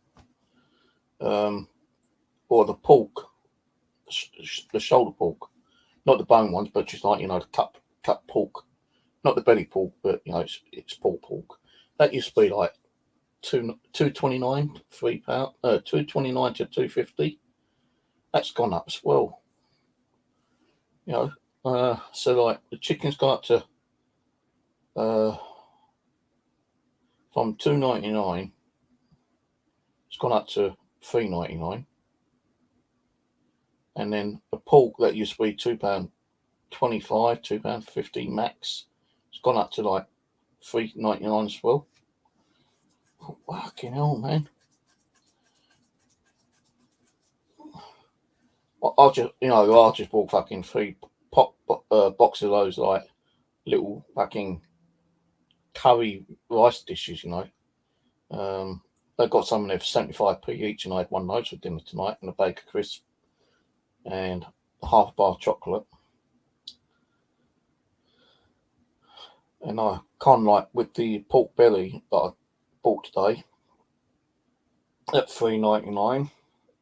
I cut that all up into little squares, ready to stick on the old barbecue sticks tomorrow, all marinated with herbs, vinegar, salt, pepper, and soy sauce. That's all ready to be cooked tomorrow night.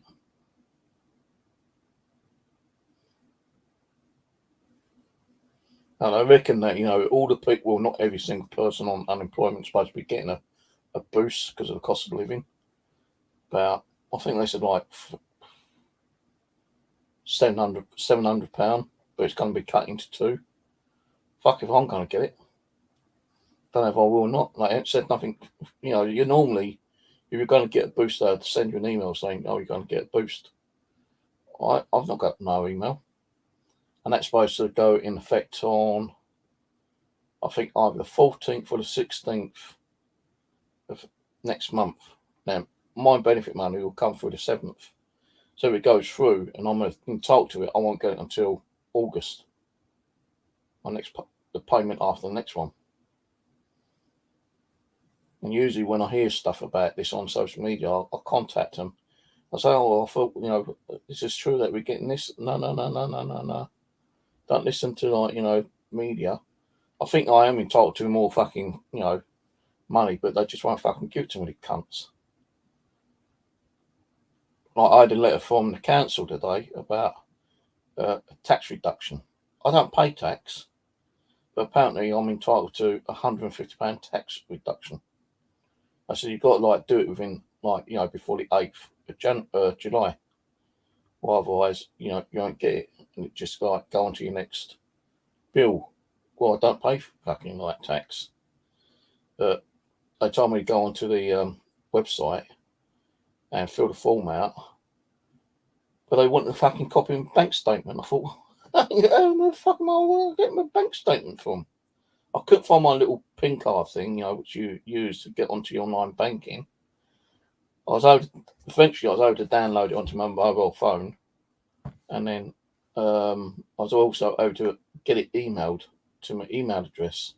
So I had to download that as a PDF file and then upload it to the government website to see if I'm entitled to it or not. I don't even know if I'm going to be entitled to it. Everyone's supposed to be entitled to something like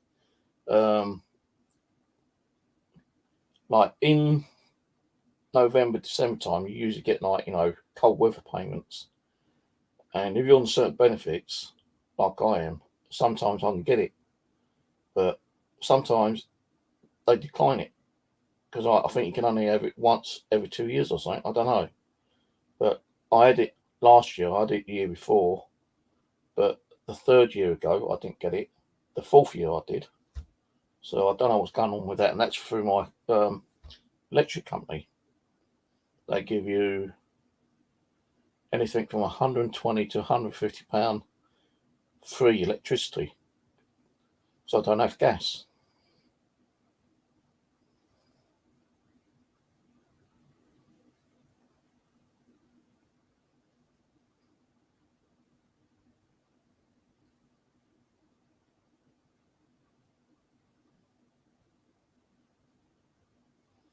No, it's fucking ridiculous, man. Fucking cost of living's gone up.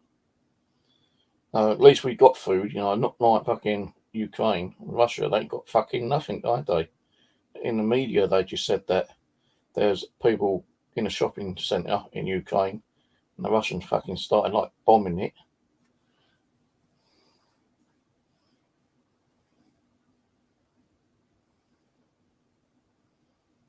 What time is it? 12 o'clock. Probably go soon. Get an early night in.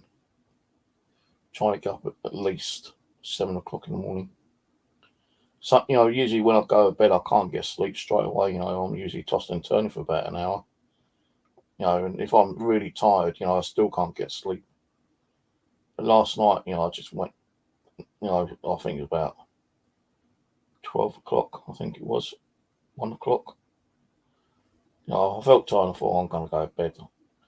Get out into the hallway, went for a pee, came back in, jumped in the bed, and luckily enough, I was asleep within about 15 minutes, I think. But usually when I'm really tired, I still can't fucking sleep. I don't know why.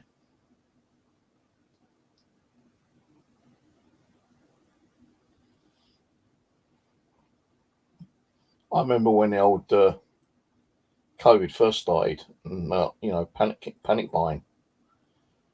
Fucking there used to be a lot of fights over there, weren't there, eh?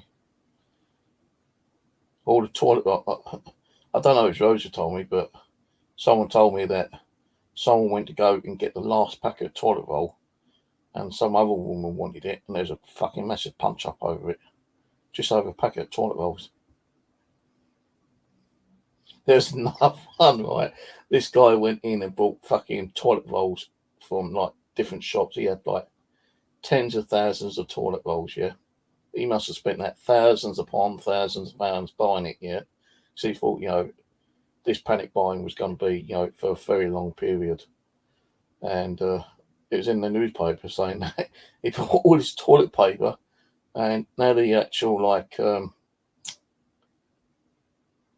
not the ban, but because everything was like panic rush had stopped, and all the shops were getting filled up again. He had thousands and thousands of toilet rolls, and he didn't know what to do with them. I said, well, he wouldn't have to go out for the next couple of 10, 20 years, to go and buy toilet rolls, does he really? Unless he takes to the car boot fair and sells them for, half of what he bought them for. At least he'd get his money back that way. But yeah, in fucking, social media is bullshit sometimes, isn't it really? But, I could believe that. Some guy going out and buying thousands of toilet rolls, thinking that, the old thing is going to continue for months and months and months. The old shortages. I wonder if he still did keep them or if he fucking sold them. So I think, the only place he would be able to sell them is like, car boot fairs, flea markets, or put them on eBay or something.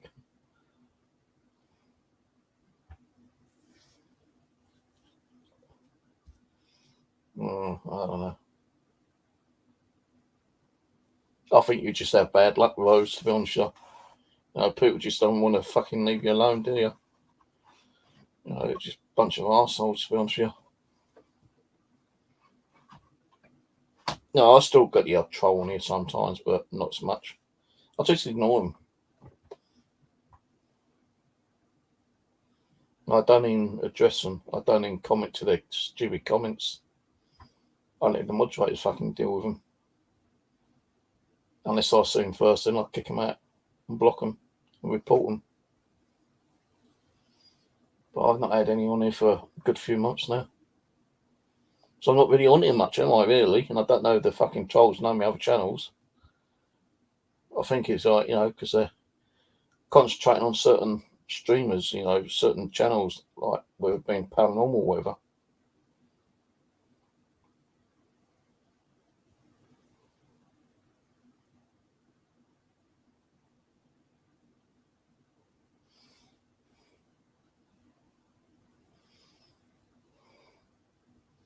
But their man tiles have been handy because, like, it saves me keep going there fucking buying bog roll and taking bog roll up there. So I've been taking, handfuls of those hand towels up there, wipe my ass on them.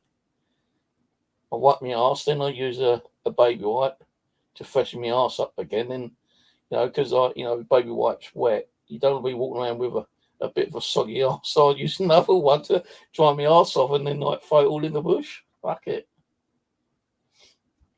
So yeah, I tend to try and go before it gets dark. The last time. Usually if I'm indoors, I'll go at any time. 1, 2, 3 o'clock in the morning. Kind of thing. But I don't be walking out in the woods at night. After 10 o'clock when it's fucking dark, because there's so much bramble, so many prickly bushes, so many weeds, so many roots. No, if I go out there and I ain't got a strong enough torch, I'm just going to go fucking heads over tit.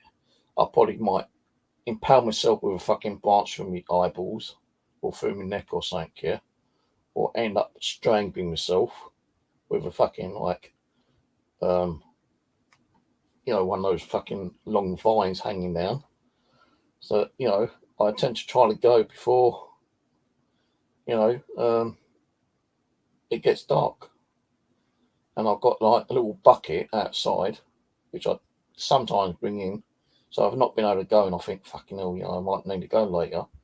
Fucking, am I going to go outside? I just fucking have a shit in the fucking bucket, put that hand towel down, so it's not going to stick to the bucket, especially one of those gross, horrible, soft ones, I ain't going to keep fucking washing the bucket out. I do have to wash it out, especially when I'm taking a pee. But the other night I was up there, yeah. After hearing those noises, I want to go for a pee, and I thought, now if it's a pee, I usually do quickly go out, but I have to go around the side of my shelter because I've got the fucking wildlife cam facing down to my shelter, kind of thing. I don't want, people seeing me taking a pee. It's no my luck. I'll probably have to fucking load the video and people seeing me standing there taking a piss. So what I normally do is that if I need to take a piss and it's not too late, then I quickly nip out, run aside, and take a piss, right? And then I'll just go back in and lock myself back in the shelter. Now, when I was up there the other week, I stayed overnight, and the bolt wouldn't fucking bolt, would it? And I thought, well, no, I've got to fucking lock myself in. You know, I've got to look like a little chain, but, you know, they can still open the door and throw something at me if there's some fucking weird character out there. So I had to, like, rip the fucking bolt off and find some nails to nail it back in place so the bolt would go across into the fucking hole. So, you know, that took about 15 minutes to do. I'm like, you know, banging around with a fucking hammer. I thought, shit, someone's going to hear me. Maybe that fucking weird axeman, you know, the crazed axeman that might be out there. So I've done that, got it all kind of secure, and like, you know, it's about 1:30 in the morning. I heard like knocking on, you know, really two big loud knocks. I thought, what the fuck's that? And a few minutes later, I heard like these two voices. It was, you know, they weren't far away, you know, for me to hear them. I thought, what the fucking hell's that? And I started really wanting to go for a pee. I thought, fucking, what going outside? And like the fire which I had on, you know, earlier in the night was still smouldering. So I just fucking peed in the fireplace. I thought, well, hang on a minute, it's still smouldering. Let's just pull it out. And I just peed on the fucking embers, and that was it. I fucking just like done that. Got back on my bed, and I thought, right, let's try and get to sleep. So I'm laying there, yeah, and throughout the whole night, I could like hear this kind of scratching. I don't know if there's a mouse or fucking rat or something, but I could hear this scratching, and there weren't no trees where my shelter is. Not that I can remember, but throughout the whole night, you can hear like this,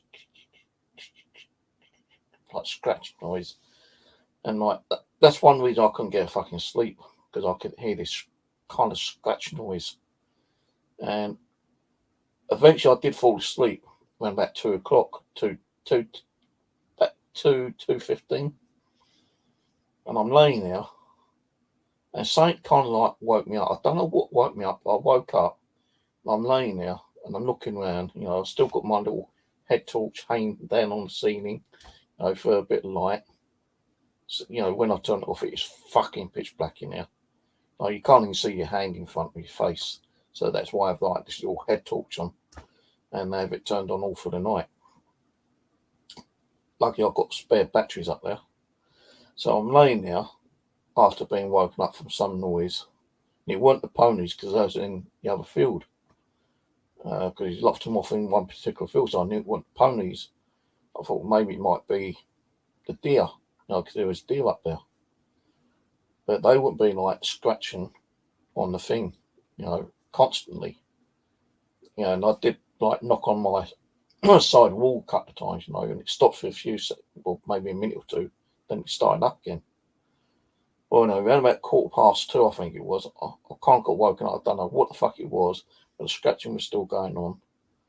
And all of a sudden, I heard like, it really, honestly and truly sounded like a woman either moaning or crying. It was like,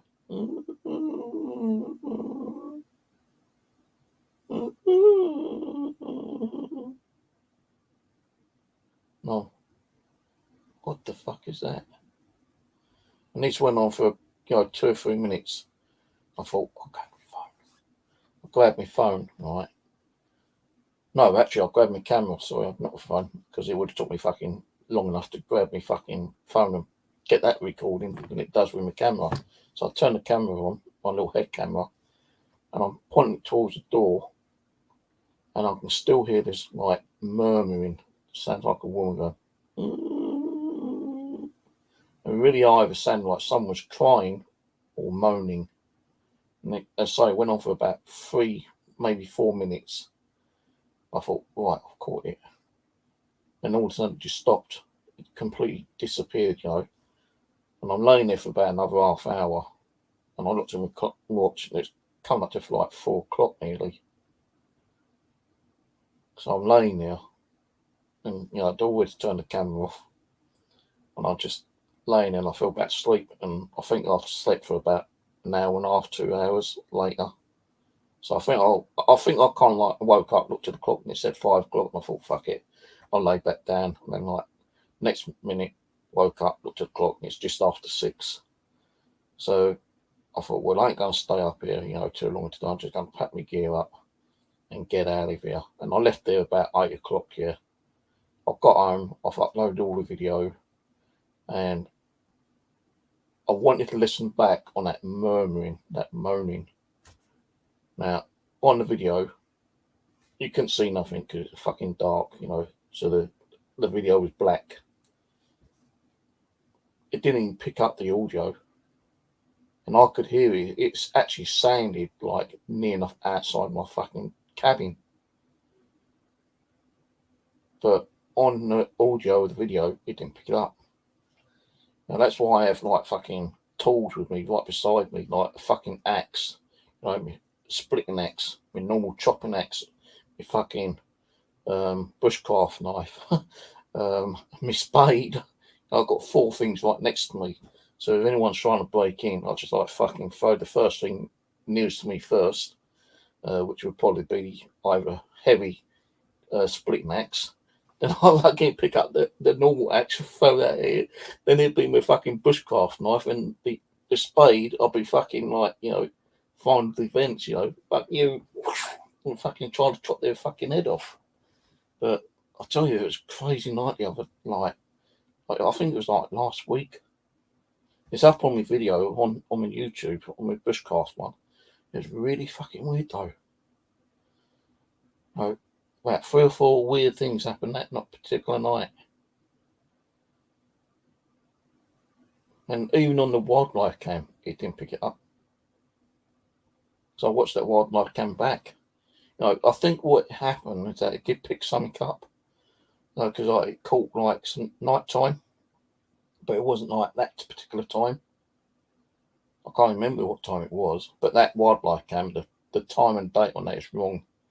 So if it said like 4 o'clock in the morning, it's not 4 o'clock in the morning. It could be like 11 o'clock at night. So the only way I can get the time and date sorted out on that is by bringing the wildlife cam home, and then I've got to like do a notepad kind of time and date kind of thing setting, and then put the memory card in. But if I do that, it means like bring it home and going back straight up to the same day or the next day, because there could be that one night where it's not there and all shit could go. Someone could burn my fucking cabin down. And there has been like people walking around near my cabin, which I've caught on video, mostly kids. 2 of them were okay because it's the landowner's helper's daughter, which was like kind of like just having a bit of a peek. But I think that's the night I did that ghost box session as well. Yeah, I think it was because I had my EDI with me, my power sensor, and the DC box, and the DC box kept going fucking crazy. Why, I don't know. Maybe I conjured something up. Maybe it's a spirit of some sad woman that's like trying to get me attention. I don't know, but it's honestly and truly definitely a woman fucking voice. And that is after I heard the 2 male voices and those 2 knocks. You could hear the trains in the background, but the fucking trains are miles away. And I think the station's about 2 miles down the road, but you can still hear the trains like running. Because it's so quiet at night times sometimes, Sometimes you might hear the an owl tweet-twooing, But that's like, say between 8 or 9 o'clock at night, and sometimes early in the morning. And sometimes you might hear, on the tree from like a woodpecker, or you might hear like the little gallops of the ponies galloping around. But I think it was last week when I was up there and stayed overnight. It was a bit of a creepy night, and the ponies weren't walking around because I was like locked off in one of the other fields. There wasn't no way they can get in unless they jumped over the fence. Cheers, I know, it's fucking ridiculous, Rose. I thought the wildlife cam would have picked it up. No, because that has got audio recording on it. Because it's got audio and video and photo. So if anything is captured, it'd capture it on video, photo, and audio.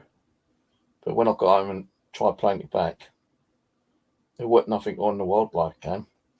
And when I tried catching it with this, you can hear me moving around, and the video was completely black because the room was fucking dark. Even with the light on, the little head torch I had on, it wasn't picking up the light properly. It's like near enough pitch black on the camera, and there wasn't no audio coming through apart from me moving around. So I'll say, I ain't taking no paranormal stuff up with me today when I got up there. I've got a radio up there, but it's not one of the ghost box radio. It's just normal, like, dab radio kind of thing.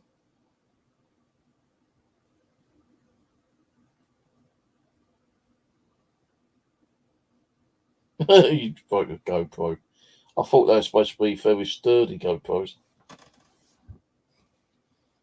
I've seen videos where people lost their GoPros in rivers and swimming pools, and like although the batteries run out, they're still in very good condition.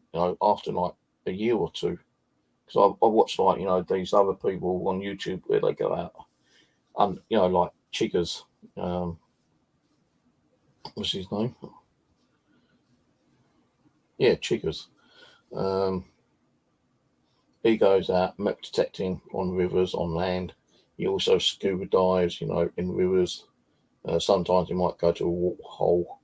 He does like cave exploring and, checks out old abandoned buildings and stuff like that. But I also watch some other videos where they just go out metal detecting underwater and magnet fishing. And some people found one person found 6 Apple Watches, nothing but 7 GoPros, and out of all of them, I think he said like out of 6 Apple Watches, 4 worked, and he's able to return those. And the GoPros, I think he returned 3 or 4 of those. A couple of them weren't working. Water's got into them, fucked them up. But they're supposed to be sturdy little cameras, but they're fucking expensive, man. Really expensive. I think, 200-300 quid each. Fuck that. 200-300 quid, I'd rather buy several of these fucking shitty things.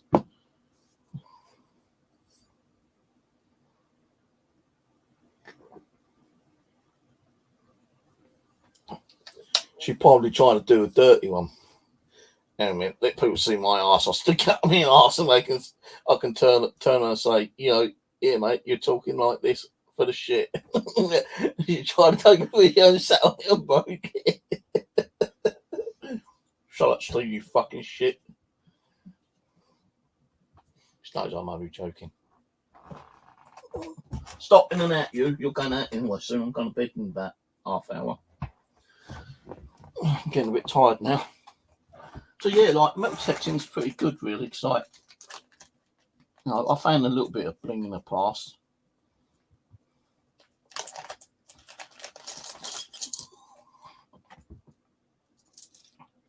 I found this little badge. That one. Don't know what it's for.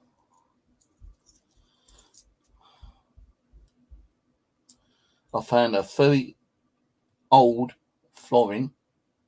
Can't tell you the date on it because it's missing, and parts of the coins are missing. Can't really see that, can you? But it's actually is florin because it's got the bird on the back. That's supposed to be round, but look how out of shape that is. But it's still, I can still see the bird. I can still see the king at the front. This was a nice little find. I found this in a park. I was just trying to find some places well past Tooting Beck. And I was walking down this pathway and I ended up on some fucking field where people were just like chilling out, taking their dogs for a walk. I found this little brooch there. I think all the little diamonds are in there still. I think.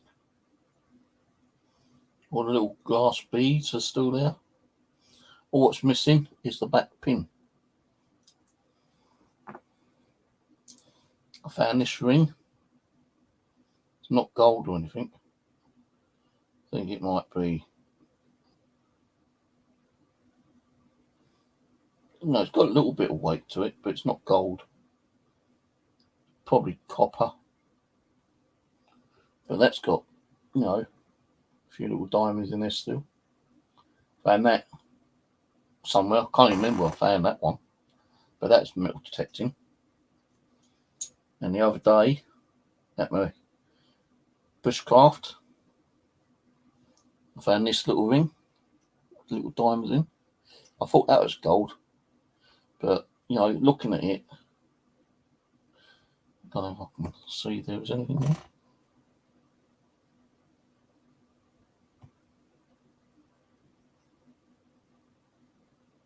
No. No, it's just like a little groove inside. Thought it was like some kind of lettering, but it's not.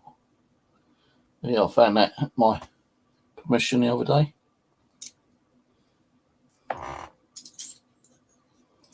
I found a dog tag. Can't remember where I found this one from.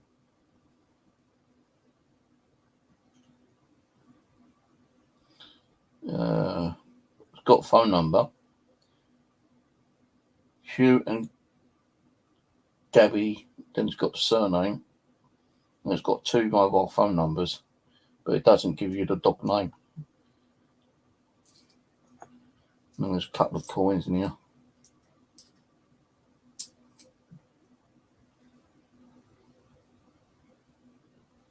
It's just an old 2p. And that's a 2p. Don't know what that one is. Got a couple of coins there which I shouldn't have. But I don't know why. This is what I can't understand. Right? I've got more of these, but where I could put them, I don't know. But, it's mainly in wooded areas like woodlands, forests and stuff like that. And sometimes they are buried near a coin or something here. But sometimes you might see them on the surface, with your own eyes. And that's marbles. Little marbles. So maybe kids used to walk around with pockets of marbles and dropping them. Now over Mitcham Common, near this bottle dump, which I found, and someone's been digging it up. But a few years ago, when I was over Mitcham Common, I kept finding marbles everywhere. And they're just like laying on the ground, or, it might be next to a coin or something here. I found one near that girl's monument. And they've actually put like a little bench up there now. I sat on it and I fucking accidentally broke one of the wooden beams on it. So I kind of was so hot and, knackered, I just kind of flopped down. And I broke the damn thing. But if they see it, I'm pretty sure I can fix it. I did say, sorry if you're here, Spirit, I didn't mean to. Do apologise, Don't get, I did feed your plants the other week. Brought plenty of water up and fed them. Left you some crucifixes, little crosses around. So don't be mean to me. And that day, I went and lost my bloody digging spade, didn't I? But I went back the next day and looked around and I found it again. But it wasn't in a monument. It's not far from where the bottle dump was. In fact, he actually left some bottles there, like the old bottles, without the actual emboss, but just like, little brown bottles, an ink bottle. There's a black bottle, which has some embossing on it, which I've not read yet. And a couple other little bottles, which he left behind.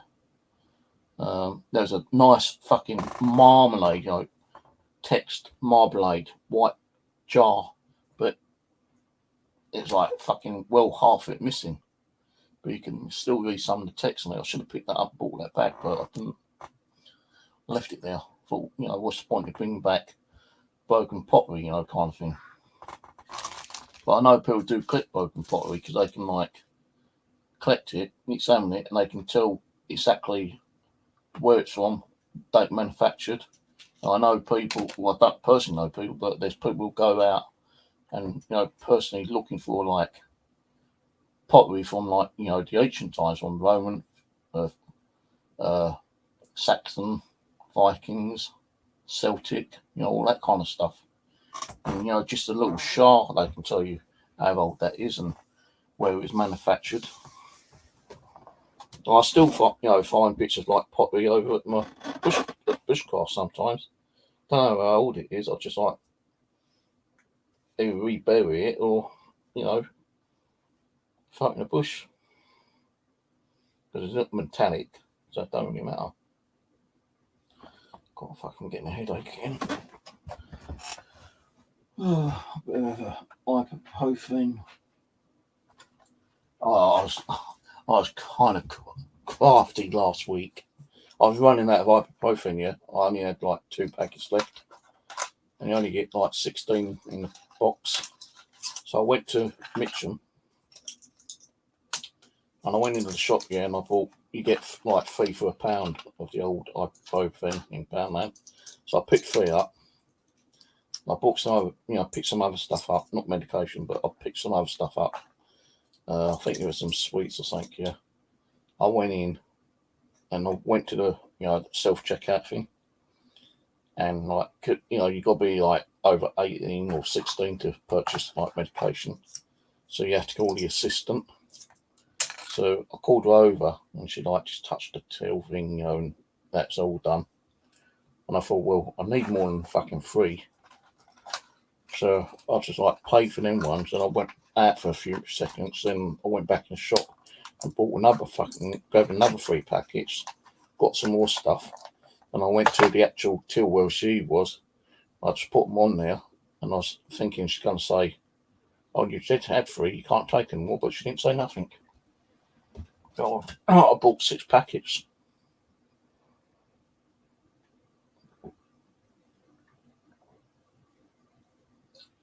Because there is supposed to be a limit you can purchase every time you go in. But I said to the guy up at Stratton a few weeks back, I said, how many am I supposed to, how many can I actually buy of these? He goes, just 3. I said, yeah, but if I buy 3 and go out and come back in, I'm classed as a new customer, ain't I? So, being here now, I'm a customer, right? If I go out and come back in 5 minutes later, I'm not that same customer. I'm a new customer because I'm coming in to buy something else again, aren't I? He goes, yeah. So I said, well, can I buy another 3? He goes, well, you ain't supposed to because it's only 3 per person. You've already been in and bought your 3. But, if you've gone out and come back in and you buy another 3, then I can't see why not. But apparently you're only supposed to be able to buy 3 per person at any one time, which I think is fucking ridiculous. I said to him, I suffer with chronic headaches. So I need medication. I can't get them from the doctors because they won't prescribe them for me, So I had to keep buying medication. And the amount of fucking times I've got to keep buying them for them fuckers upstairs keep giving me headaches every day. And they do give me headaches every day. At least 2 or 3 times fucking day. So that's a quarter of a packet I'm taking fucking each day because of them bastards.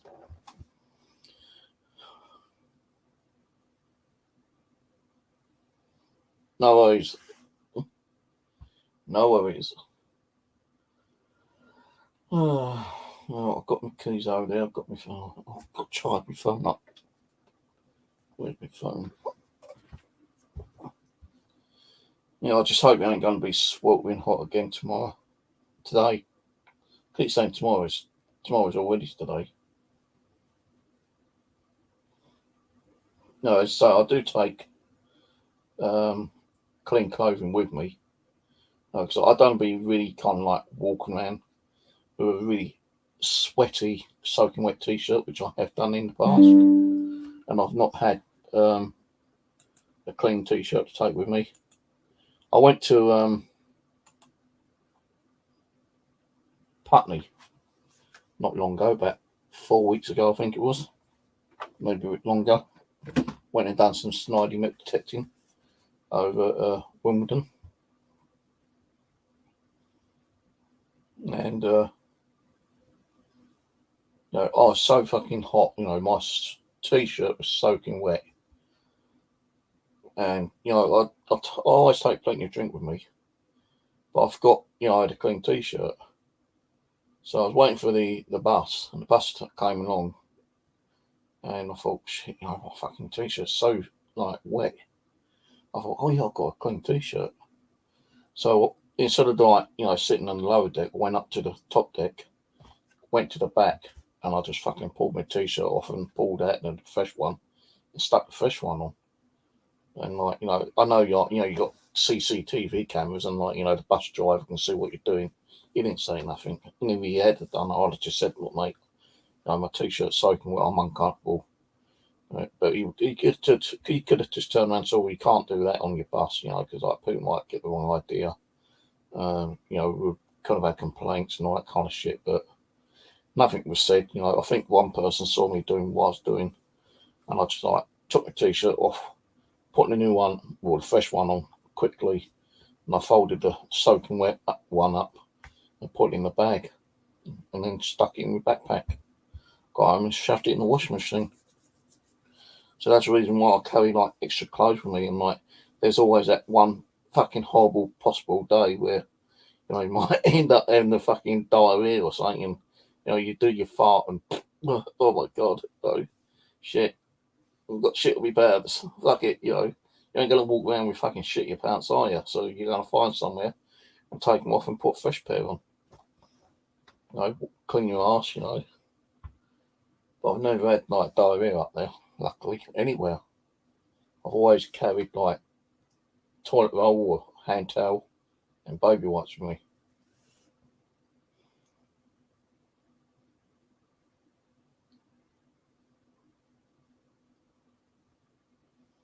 What's the difference if you go out the shop?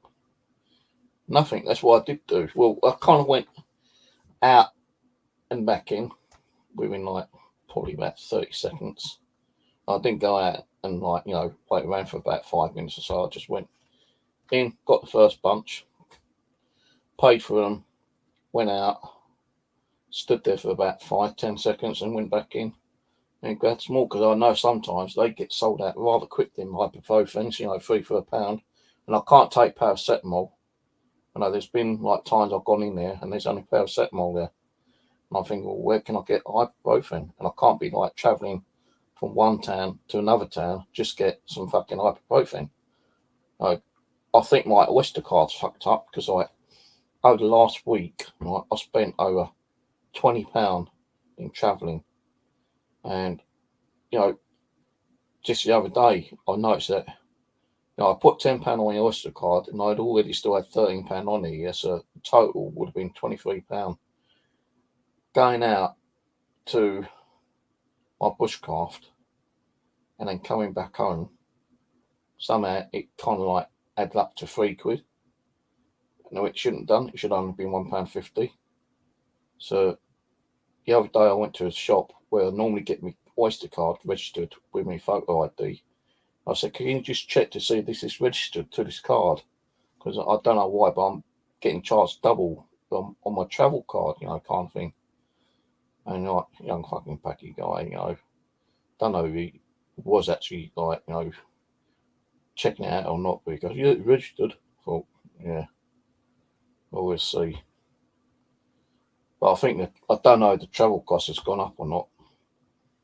With the threat of British Rail going on strike, and possibly I know that on social media, when I get all these fucking text messages, certain part of London is going to be discounting certain bus routes. They're taking some bus routes off. They're going lower amount of buses going on certain routes, because they just ain't bringing enough money in, apparently. And the drivers want more money. And I think, well, if you're going to lower the bus route down, say like you have like 4 buses an hour, and you cut them down to 2 an hour, you're not going to get the people on the buses to pay their fucking wages, are you? So, why are you going to cut them down if they're not getting money, But I think that, because the fuel costs as well, fuel's gone up, as you all know. Maybe they just can't afford to keep putting so many buses on because they're not getting enough money in to pay the wage and pay for the fuel costs and, all the other shit.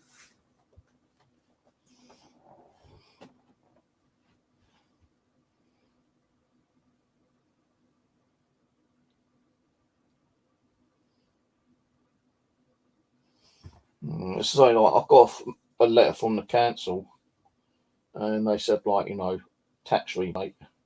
I'll get £150 tax rebate, but I don't pay tax. Council pays it. They take out my benefit or whatever, So maybe I've paid too much. I don't know. Over the last few years, and they're going to give me a rebate. Maybe, I don't know. I think so. I can't remember exactly how much it is, but I think it's over 120, 130, something like that. So I went online and filled out the form and sent them a bank statement because they need proof that you're on social benefit, don't they? The only way they can get the proof on that is through the bank statement. So I just uploaded the full month of June because it show them that my payment went through on the 7th of this month. So if they do give me, that money, it'd be good because my fuel bill's gone up anyway. I used to get away, right? Honestly, I used to get away paying around about £10, maybe £12 per week for my electric, yeah. So I don't use a lot of electricity. I'm not using my cooker. I'm not using a toaster. The washing I do once a week instead of like 2 or 3 times a week. Because I don't go out all the time. Why keep putting clean clothes on if you're not going out anywhere?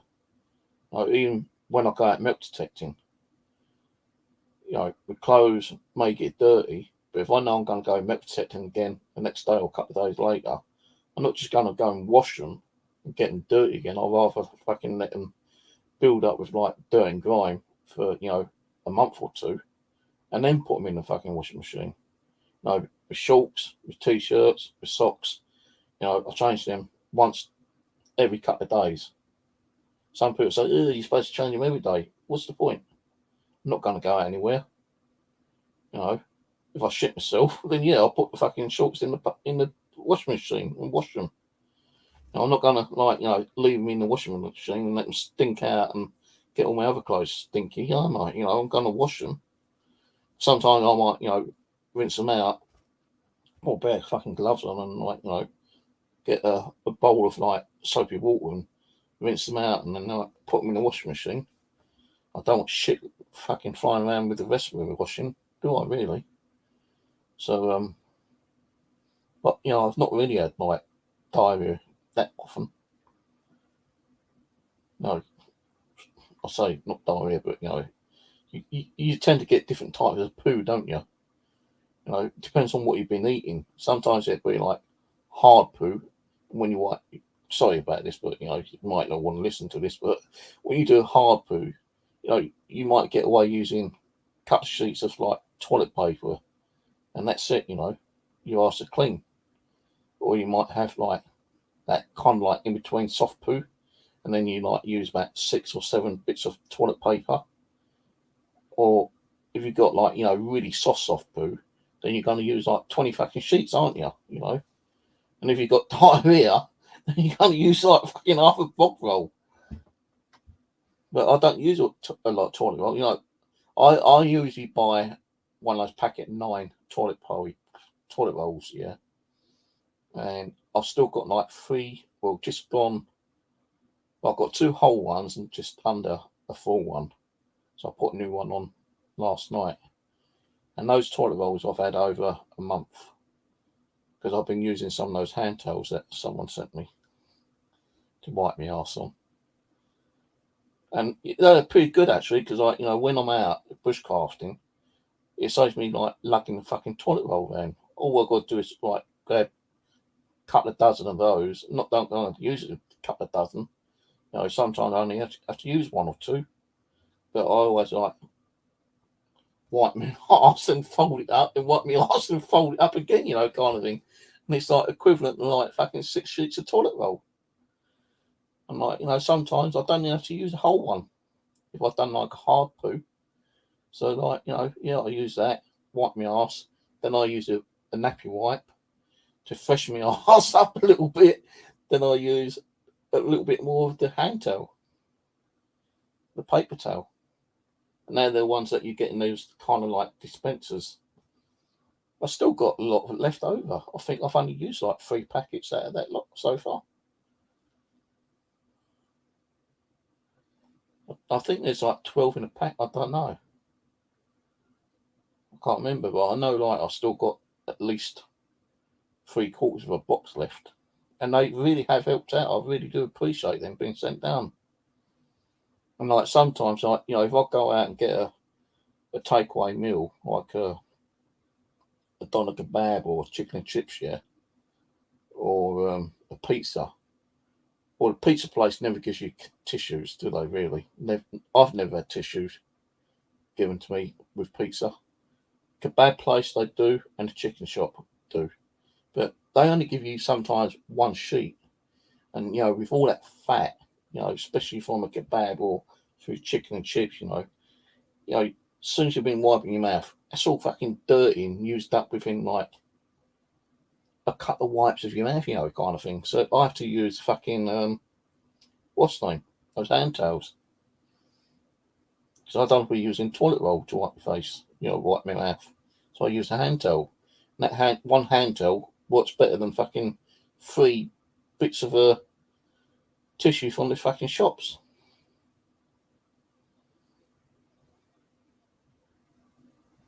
Rose, if you ever want to come on here, let me know. But it's a bit late now because I'm going to go to bed in a minute. But if you ever want to come on here, let me know. Nice talking about shit, anyway. Let's talk about farting. Oh, pardon, excuse me. That's a cat, really. I'll tell you, she fucking stinks when she poops. Every time I go out there, I just pour a bit of spray out there. The other day, I don't know why she keeps puking up. She eats, and like after she eats, she starts like washing herself, and because she's molting so much, she's getting a lot of hair in her mouth, and she's coughing up these fucking horrible, mushy fucking hairballs, and sometimes it's like mixed up with food, and I'll tell you, it's so gross. I had to use those hand towels to fucking wipe it up with, So gross that cat is. Sometimes I want to get rid of her, but I don't really like stroking her much. But over the last couple of days, I've been like giving her a little stroke. She's been laying there going, meow, meow, meow. Shut up, you've had your stroke. Now fuck off. Meow, meow. Shut up. Watching a video the other day, and a cat started meowing on the video. I think it's one of those paranormal ones I watched on Netflix. And she heard it. She kind of went, and the cat kept on meowing, and she just kind of like, startled at 1 minute, and next minute she's back asleep, little shit. I know cats are nocturnal, but this cat fucking like sleeps more during the daytime, and like, she's more awake at night time. But she does like staying in here and sleeping, and like sometimes she knows that when I'm gonna go out, because like if I'm gonna go out and I say, "What out?" and she's like, "Leave me alone, I'm sleeping." "Come out, I'm going out." "Well, get up, you lazy little shit, get out." And she'd jump up and run out, kind of thing. But sometimes, during the daytime, Like if I get up, say like 7 o'clock, you know, I let her in here, and like, you know, I'm doing what I need to do, get it all sorted out, get dressed, and you know, make sure my phone's charged up and all that kind of shit. Yeah, and like she'd be on the fucking like windowsill or on the chair, and sometimes, you know, I don't have to tell her I'm going out. She knows I'm going to go out. And yes, I'm going out today, and I won't be home until tomorrow. No, you'll get plenty of food. No, I'm going to go out today. I'll be out all night, and I'll be out half the day tomorrow. So you'll be on your own for at least 36 hours. Not even that. Shut up. Go lay down. We go out. Let's see. She wants fucking stroking again, little shit.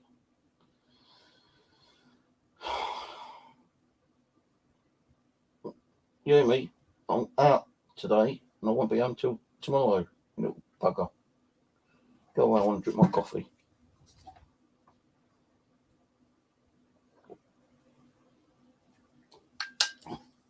Could take a flag, a flask of coffee with me, but it'd be cold by the end of the evening. And I don't really drink a lot of hot drinks during this weather. I wasn't going to make one last night, actually, but for some reason that lemonade was like making my throat a bit dry. So I thought, you know what, fuck it, I'll have a cup of coffee. And I don't drink it from the cup now. You know, sometimes I have been drinking ice cold drinks.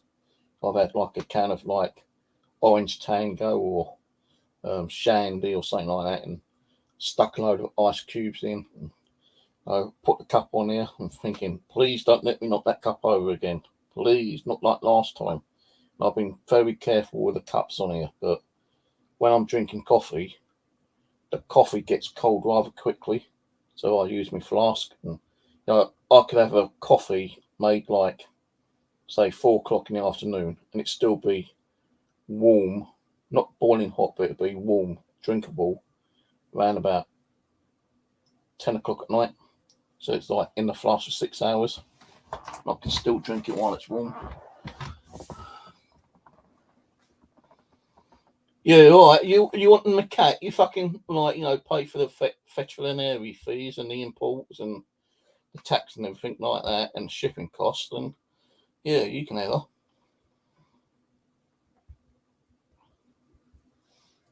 You know what? I'll smuggle her over for you. You know, I'll stick her inside a stuffed toy, a big stuffed toy of a fucking cat. You know. I've got 2 cat toys actually, 2 big ones I found outside one day when I used to do like kind of like what do they call it? Mike the scavenger, he goes around hunting in like, you know, containers, you know, like the big scrap containers and things like that, the old dumpsters. I used to do that, yeah. But they've changed all the ways they do it now. Like they ain't got these wheelie bins, they've actually like made these like fucking like concrete like things, and like you can't even look inside them because they're all fucking bolted up now. But before that, I was walking around the street one day because I was looking for some wood so I could take up to my bushcraft. It's like tinder, and I saw a skip there, yeah, not far from me, probably about 10 minutes away. And I knocked on the door and I said, "Excuse me, can I have some of that scrap wood there?" He goes, "Yeah, what do you want it for?" I said, "Well, you know, I just want it, you know, chop up for like tinder because I've got a bushcraft over at Colston, and like, you know, I don't want to be cutting good trees down because you're throwing a lot of wood away. Can I have some?" He goes, "Yeah, knock yourself out, mate." And right near the skip, they had these 2 fucking great big toys, you know, lion. One was a snow lion, and one's like a normal kind of like lion. 2 fucking big ones. Still, I think they had the tag still on, and they was actually thrown away. I thought, right, I fucking picked them up and brought them home. I've got them in the living room still. They've been sitting there for about fucking 3 years. So yeah, maybe I'll like, you know, cut one open, take some of the stuff in that and shove Tammy in there. Then all you got to do is pay for the fucking shipping cost then. Oh, I've got to check. What she's doing out there? She's doing shit. I've got to get rid of it.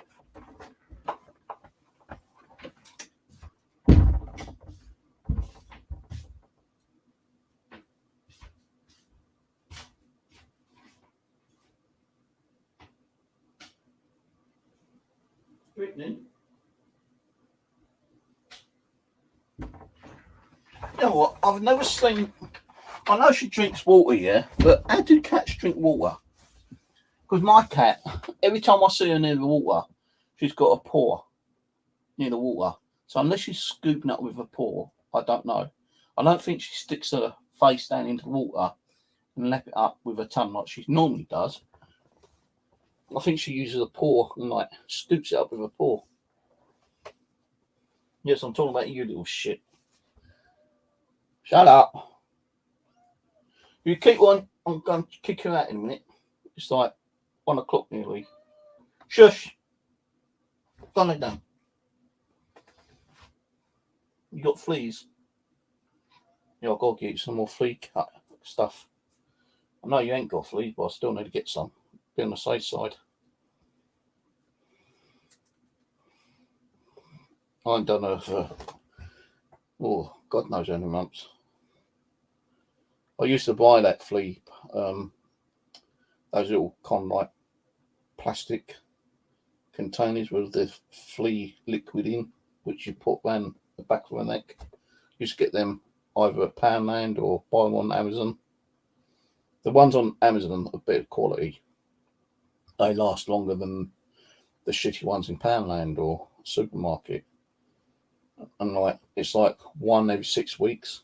Well, I didn't use it 1 every 6 weeks. I use it like 1 every 3 or 4 months, you know, kind of thing. And it's always kept her clean. Wait! Leave my fucking sheet alone, you little bugger. I can see you through the camera. Yeah, I can see you. I've got eyes at the back of my neck. Or eyes at the back of my head. Well, I can see you through the camera up there. This one. Keep pulling my sheets about. My bed sheet, the ground sheet, yeah, it's got streaks of like, you know, fabric hanging down where she keeps clawing at the side of it. I'm going to fucking either like, well, it's no good me changing around. I'll try to like push her chair back as far as I can, but where she's jumping up and down all the time, you kind of like keep moving the chair over.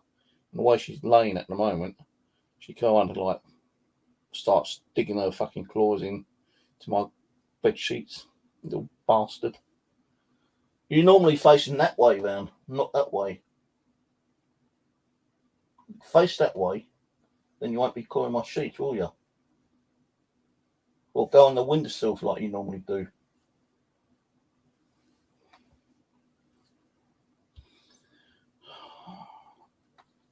Fucking hug a fucking stroke, little shit. Oh, I shouldn't say that. Someone might say, oh, look, he's abusing his cat. Let's ring up the RSPCA.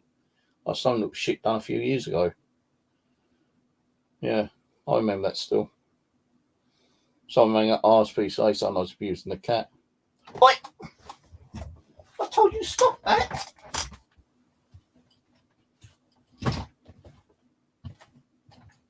What's my Bible doing for? Well, you've been reading the Bible, have you? Didn't think you cats can read. Well, I fell off when I was stopping out looking for something. I was looking for my mobile banking thing. That's it. Lay that side. That way you ain't going to pull my sheets about, are you?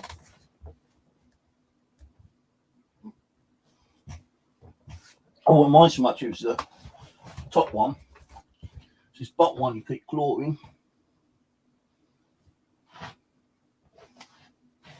Don't know how old this fucking blanket is, but it's fucking old enough though. Probably older than me now. Right, wallet's there. Keys are there. Memory cards are in. What's the name? I think I've got a spare memory card in here.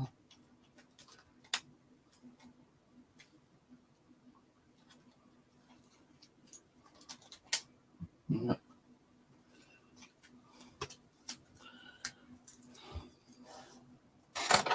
I did have another memory card somewhere, but I don't know what I've fucking done with it.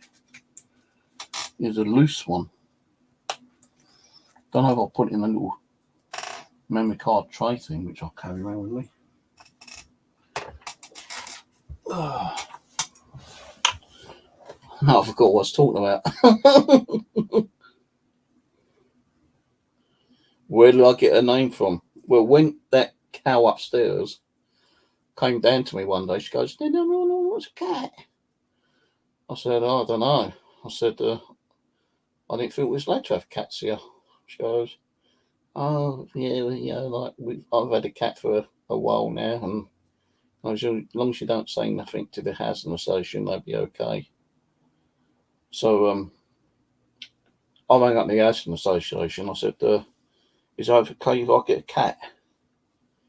Now, I'll probably be saying this wrong. Pediatrical. Apparently, cats, help you with, stress and anxiety and all that shit, yeah.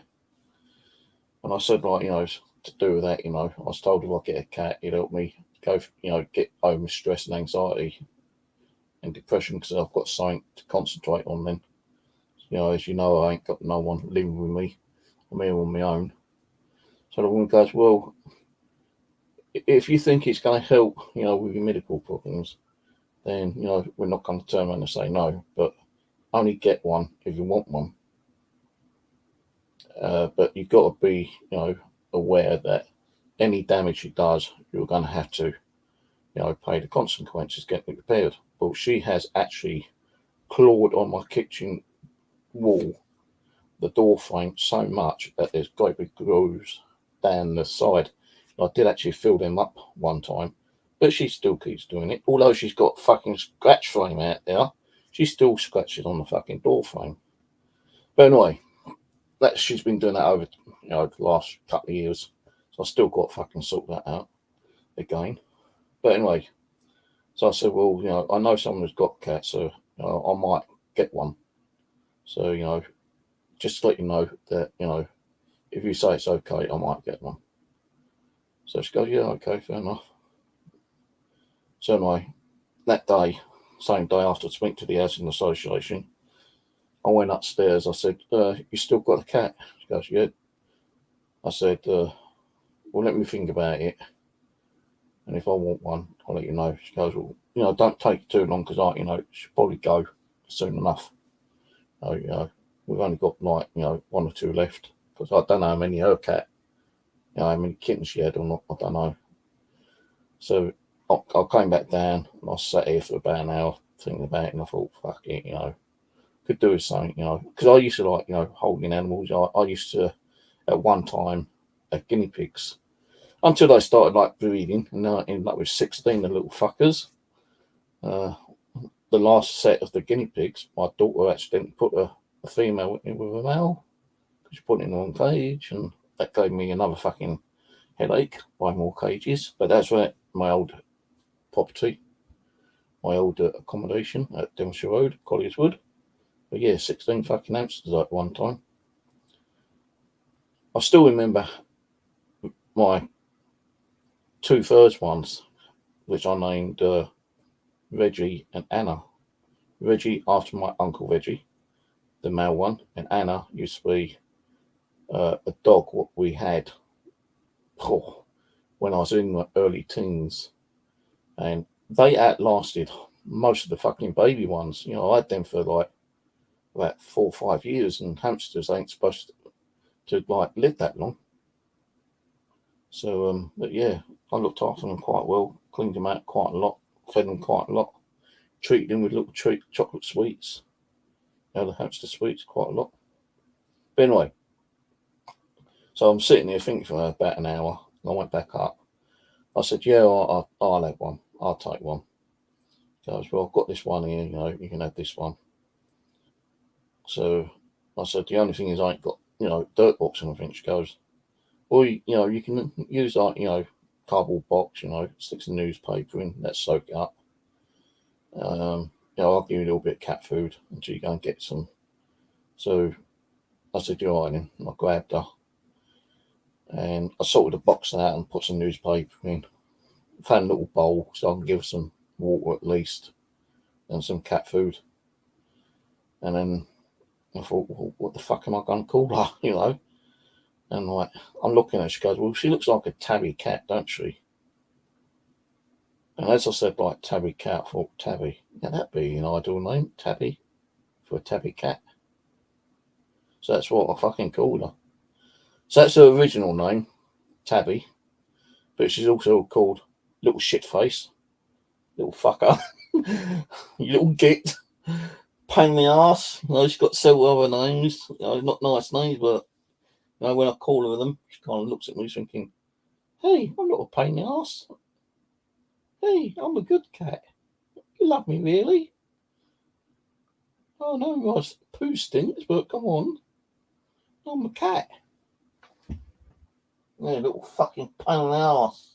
She gives me more fucking stress and anxiety and depression than I've normally ever get sometimes, I tell you, man. You know, sometimes when I come in, all right, there's the other week, right, she was out in the hallway, and I opened the door, and I didn't realise she came back in. And this is like, you know, early in the morning. I only went out to go to the toilet, yeah. I came in, and when I, you know, put that in the hallway, I always shut the door. But she must have crept in when I was going out. And I didn't realise, you know, because I thought she was in a little kind of like little bedding or under the table at the end of the hallway near where scratch frame is. So I've gone to the toilet, came and shut the door, and I'm jumping back on my bed. I was just back, kind of fucking doze off, and all of a sudden, she jumps on the chair and on fucking me, didn't she? She scared the shit out of me. I went, you little bastard, how the fuck did you get in here? And she ran to the door. She couldn't get out, and I fucking just opened the door. I went, get out, you little fucker. Scared the shit out of me. How dare you? And she just ran and like fucking head under the table. I thought, you little bastard. I'll tell you, she really scared the shit out of me. I didn't know she got in here. Because normally I close the door. Well, as soon as I go out, I close the door from stopping her coming in. But lately, every morning when I get up, as soon as I open the door, she runs in. She must know what time I'm getting up, or you know, the sense of her hearing knows I'm moving around, and she knows I'm going to open the door any minute now. So she's near that door, waiting for me to open it, and straight in. It's like fucking Speedy Gonzalo or the Roadrunner.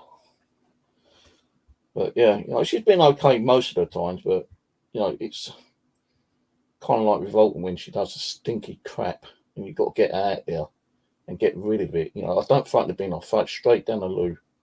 That's where shit goes. Anyway, down the toilet, don't they? You know, you put it down the loo and, you know, I don't clean a like dirt box out every single day. You know, even the veterinarian, when I got reported, the day he came round, I wasn't in. I was down the vet's with a cat because she had fleas. I get home and there's a fucking RSPCA card there saying I had to contact them because I had a report that I was like abusing and neglecting the cat, and the cat was skinny, not being fed. So I rang them up. I said, "Someone's fucking bullshitting you. You know, nothing's wrong with this cat." I said, "Yeah, all right, she's got fleas. But I've just been down to the, you know, vets. That's why I went in, and I can prove that to you." I said, "Actually, I want you to come round here." She goes, "Okay, give me a little while, I'll get back to you," and like we'll make an appointment. So he rang back and he goes, "Right, I'll be round on a certain time and date." I said, "Okay, fair enough." He came round and he goes, "Right, where's your cat?" And she just ran straight up to him. He goes, "Is that your cat?" I said, "Yeah." He goes, "Well, it looks healthy to me." I said, "I know." I said, "The only reason I went in when you called the other day because she's got fleas. And, you know, I had to buy one of those fucking great big cans of spray, which cost me like 17, I think it was like 16, 17 quid, which I've got to spray throughout the whole house." He goes, "Yeah, you know, that'll get rid of the fleas." He goes, "Have you got any flea powder?" I said, "Yeah, I've got, you know, the flea stuff." They actually gave her a dose down there as well. Lucky I didn't have to pay for that, you know, I just had to stick a donation in. But the tin, you know, which I had to pay for, was like £17. And he goes, "Oh, that'd be good because, like, you know, you get rid of all the fleas and all the eggs, you know, it kind of like spreads itself out throughout the house. Even in the hot cracks, you know, try to get them in the cracks as much as you can, you know, in the crevices, you know, in the corners and everything." I said, "Yeah, I'll do that." Because the only thing is make sure the cat is outside or away from the spray when you're doing it because it will affect her. So I had one of the cat cages, so that kind of helped me, because that's what I took her down in, to the vets with. So, he picked her up and he looked at her and he goes, "There's nothing wrong with this cat." He goes, "I can even tell by your food." I said, "Yeah," and I did not put that down just now. That's been sitting there, for the last few hours. She's a bit fussy with the food. She goes, "Well, yeah." Said cats can be fussy with the food, but to me, it looks like, she's got plenty of food and water there. I said, "Just come in here in the kitchen for a minute." And I opened the cupboard, right, and I said, "I didn't just go out and buy this, but look how much food she's got in that cupboard. She's got more food in the cupboard than I've got." She had like tins of food. She had packets of food. She had like dry biscuits. He said, "Gosh, you got enough there for, to feed her for 6 months." I said, "Yeah." You don't even need to give her that much food in the bowl, because I've got cats. He goes, I've got a few cats, and like that amount of food you got in there would probably feed my cat, well, my 3 cats or whatever he said, for half a day." He goes, "I only feed my 3 cats maybe once a day." He goes, "How many times do you feed your cat?" I said, "Twice." He goes, "You don't need to do that."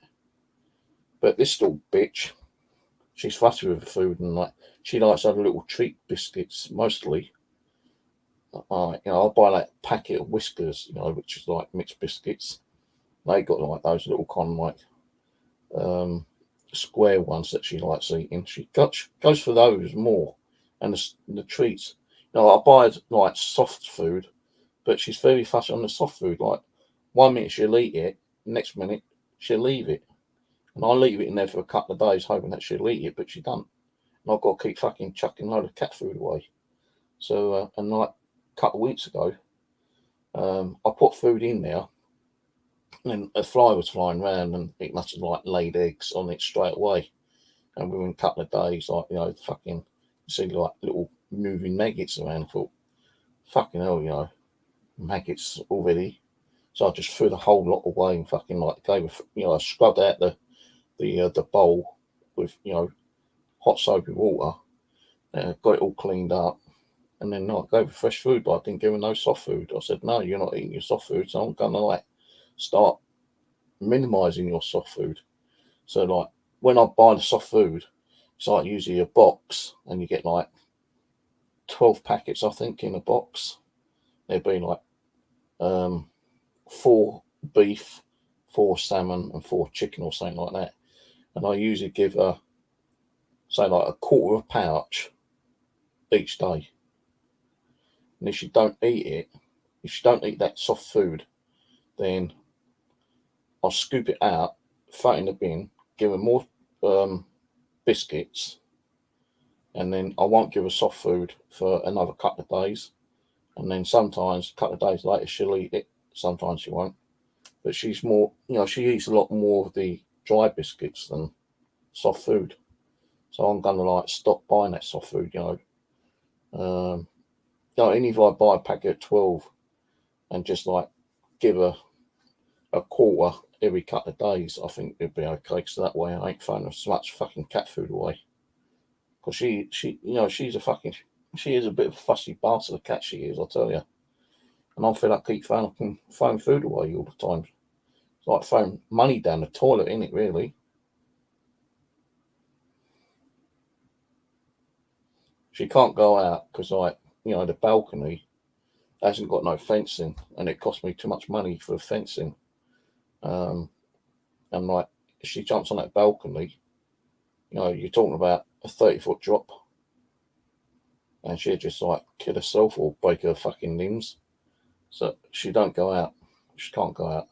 I used to have that window open where she sits, but one day she put her paw through, and she couldn't get it out, and it took me half an hour to release her paw, and I thought she had broken her paw, but she was kind of like hobbling around a little bit for a couple of hours.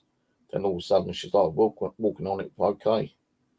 But I had to like kind of near enough close the fucking window so I could like release the actual latch to open the window even further so I can get her fucking leg out.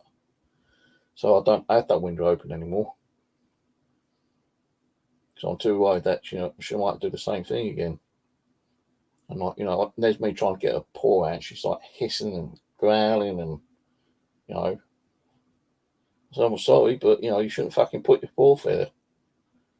You know, we ain't got windows where you can open the top window. You know, it's just one window which you can open. It's got like a security lock on there, and they can be bastards to open. They can, and the reason why they've got security locks, like the people usually they put in here are the ones which are more depressed, I suppose, and like, you know, possibly like more suicidal, and like, you know, the security locks, you know, with the window I can open it, say like about that far, if that, maybe like that.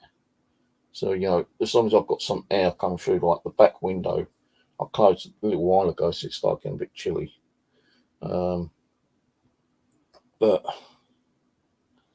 I won't open that window. No. Either what's the name guy, as long as she's got space to run around, you know, she's going in your room and hallway, she don't need to be in the living room. Because I said I don't like her being in the living room because, like, you know, before, you know, you're talking about 4 years ago, something like that, when he came round, and my living room wasn't as cluttered like it used to be. It used to be like probably more than half empty. And I just said I don't want her going in there because all the cat hairs, you know, kind of thing. Don't want to keep cleaning up after little shit after time. As well, as long as you've got, you know, enough room in the hallway and, you know, you allow her in there, that's plenty of room. There's plenty of room for exercising.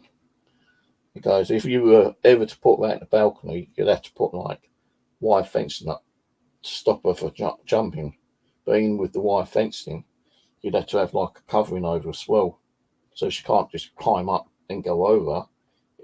You know, she might be able to climb up and, like, you know, hang, which would be a bit stupid, really, a little bit more dangerous. But you know, you'd be looking at, you know, a few £100 to like put some kind of like chicken wire up or something, you know. And I don't want to be doing that. But you know, with the spray, they go, well, you know, the cat can't be there. You know, you're going to have to do something with the cat because it's going to take a couple of hours with that spray to settle down. And she can't be in the house, you know, with that spray because it can, you know, seriously cause her health issues. So I said, no, I've got like, you know, the cat thing. What I do is I'll put her in the cat thing, stick on the balcony, make sure it's all locked up. You know, put a bowl of water in there. I'll have to go out for a couple of hours. He goes, yeah, that'd be perfect. So, you know, the day I done the spraying, I put her in the cat thing, which she doesn't like going in, but I managed to get her in there. She was outside, you know, it was a warm day, and I just went out for a walk for about an hour and a half, 2 hours, came back home, and as soon as I opened the cage, she was just straight indoors, you know. Oh, fucking hell, man, what'd you book me out there for? I don't, even if she got out, I don't think she'd fucking survive. I don't even know how she would survive out there. And I'm saying to her many times, I said, yeah, that's it. You know, fucking, you shit everywhere. You know, when you're using your litter box, you're scraping all the fucking litter stuff out. It's always all over the carpet. I've got to keep fucking cleaning it up. Got to keep cleaning your shit up. When you're not shitting in there, you're shitting on the floor. I've got to clear all that up. I've got to keep giving you fucking food and throwing food away. And I'm saying to her, you got a fucking good home here, cat. You know, you're looked after quite well. You know, it's very rarely either shout at you or slap you if you're doing something wrong. You know, I don't even bother with, you know, like telling off anymore. You know, if she does something wrong, I say, you fucker. That's it. You do that. Ooh, and she goes, well, then she'll run in the fucking hallway or something, you know, and hide under the table. She knows when she's done something wrong, I'll tell you now. I went like that one day, and she looked at me and she went, oh, yeah, you fucking, like, you know, do that to me, you could punch my fucking nose, cat. Lying, yeah. Shut up, you. No, I'm not picking you up. Go and lay down. No, out, go on, out, move, out. You're going to bed in a minute. can stay it there now. Go to sleep, you shit. See, she knows when she's got to go out because I tell her to go out. And if she don't go out the first time, I just like get up. I say, out. As you look at me. But I always got to make sure that door's shut. Because sometimes that door doesn't shut properly. Although I've got like a little bolt on there. You know, the first week I had her, right, honestly and truly, she was only a small little kitten, yeah. And one night I shut that door. I think it was either the first night or the second night I had her. I shut that door, I went to sleep, and I heard the door handle rattle. And she went, the little fucker jumped, hit the door handle, opened the door, and ran inside and jumped on bed. First night. And she's only like a little baby. I thought, how the fuck can you jump that high and do that, you little shit? So I said, no, you're not going to do that every night. So the next day, I went out to Powerman and I bought that bolt over there. And that bolt has been up there for the time I had that cat, since I've had her. And sometimes, like, you know, well, she only got in twice. Apart from the overnight, you know, she kind of like crept in without me knowing. But if she starts jumping on the and hit that door handle, and the only way stopping her from getting in is by bolting that bolt.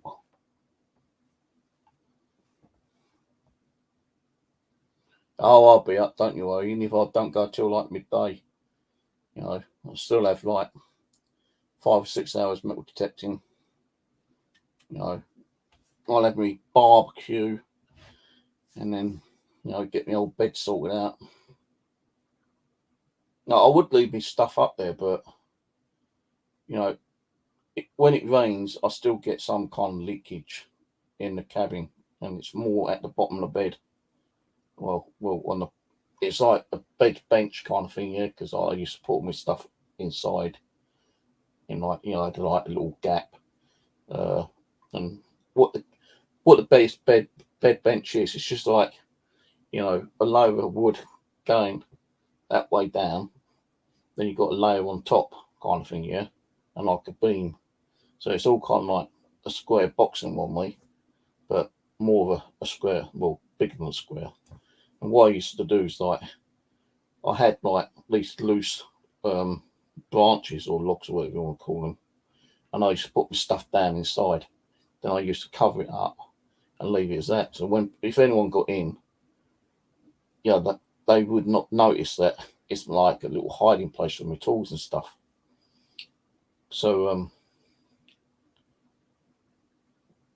then when it started raining, you know, there was a night I stayed up there. It started raining. I started getting a little bit wet. So then I fall back, you know, getting tarps. So I tarped it all inside. And at sometimes, you know, when it pissed down, the tarp would like kind of like fold down. You know, there's one time I went up there and there's so much water, you know, if I was laying under that, I would have got fucking soaking wet. You know, I would have been like half drowned. There's so much water.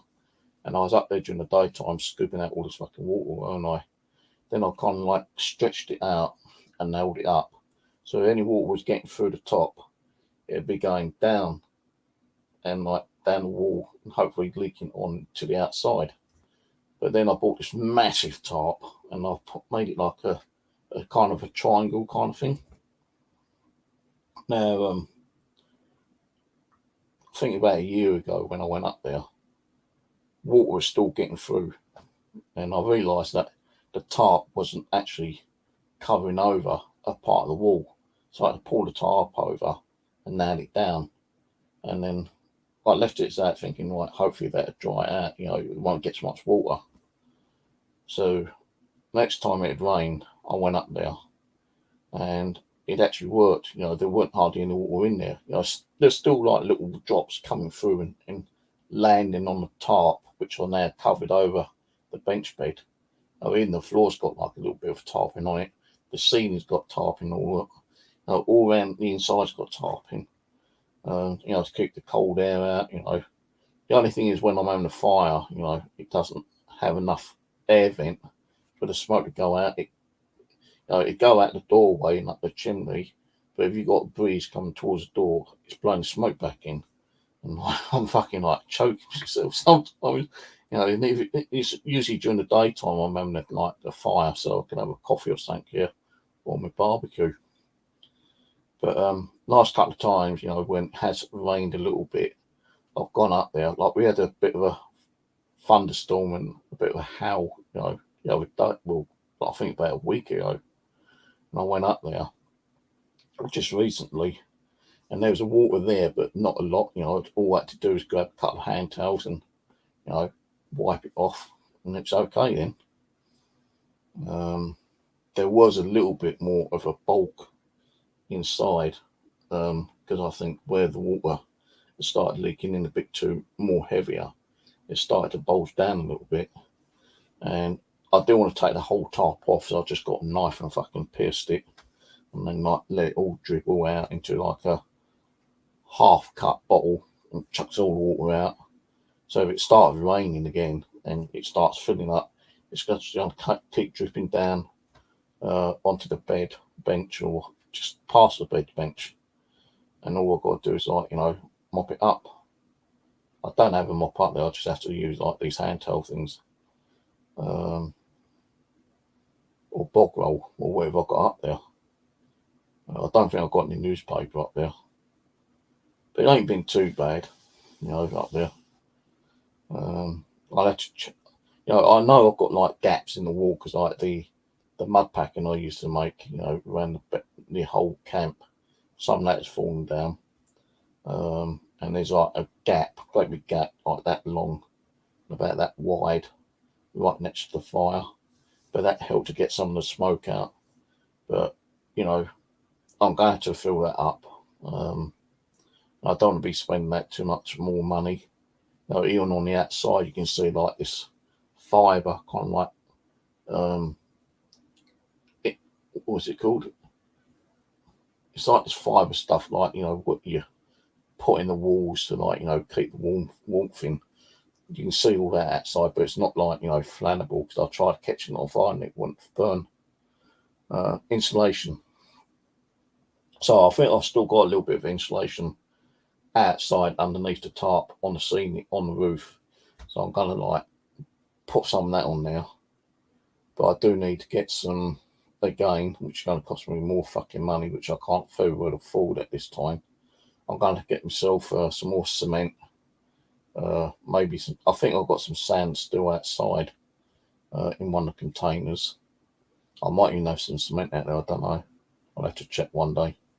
But I need to get cement, sand, and maybe some plaster and some dirt. And what I normally do is I mix all four up. I used to use hay as well, but I'm not going to bother with hay. I know hay will actually combine it and stick it up. If I need hay, I can get some off Ron. I only need a bucket full or something. Because I originally had like a whole barrelful, one of those great big fucking like square bales of hay, which only cost me like £4 from Ron.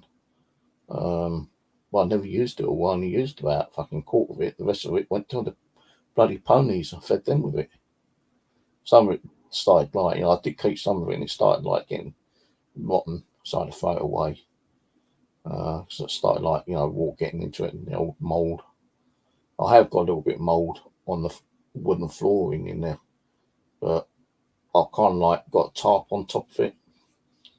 So, I kind of like try to cover that up. I might stick some dirt down and like that should probably get rid of the mould, I've heard, but I don't know if that's true or not. But I do need to do some work on the shelter. Cover some of the gaps up. But, so, getting cement, plaster, sand, It's all going to cost money if I've not got any outside, and it would probably take me a whole day just to like do some repairs on it. Water is okay because I can get water from Ron's tap, so that ain't too much of a problem. So me buying like fucking bottles or taking bottles and bottles and bottles of water up with me. So today when I go up there, I've got like get some water from his tap, so I can use that for my coffee. But I will take some fresh water up, for me to drink. Now, if I run out of water, I can always boil the water, which I've got from Ron's, because I'm still a bit fussy like from tap water. I drink the tap water from here, but when it's coming through,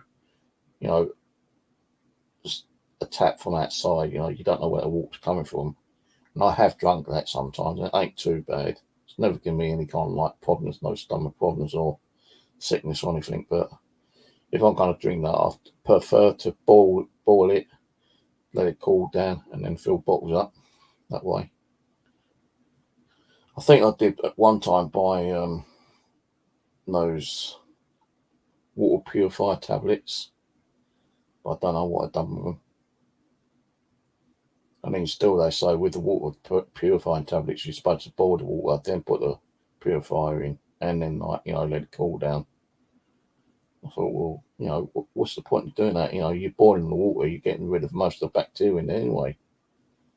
But people tell you one thing, and then another person tells you something else, then you eat something else, and as long as it's boiled and like cooled down, I'll stick it in bottles. But I won't really drink it as it is now from the tap, unless I'm too late to fucking boil it. And I'll take a chance in case, like, any kind of bacteria in there might make me feel a bit ill. So I'll use it to wash my face over, but I've got like these little squeezy bottles, and it's that big, about 10 ml, and I fill that up and I squirt my face over to cool myself down when it's really hot.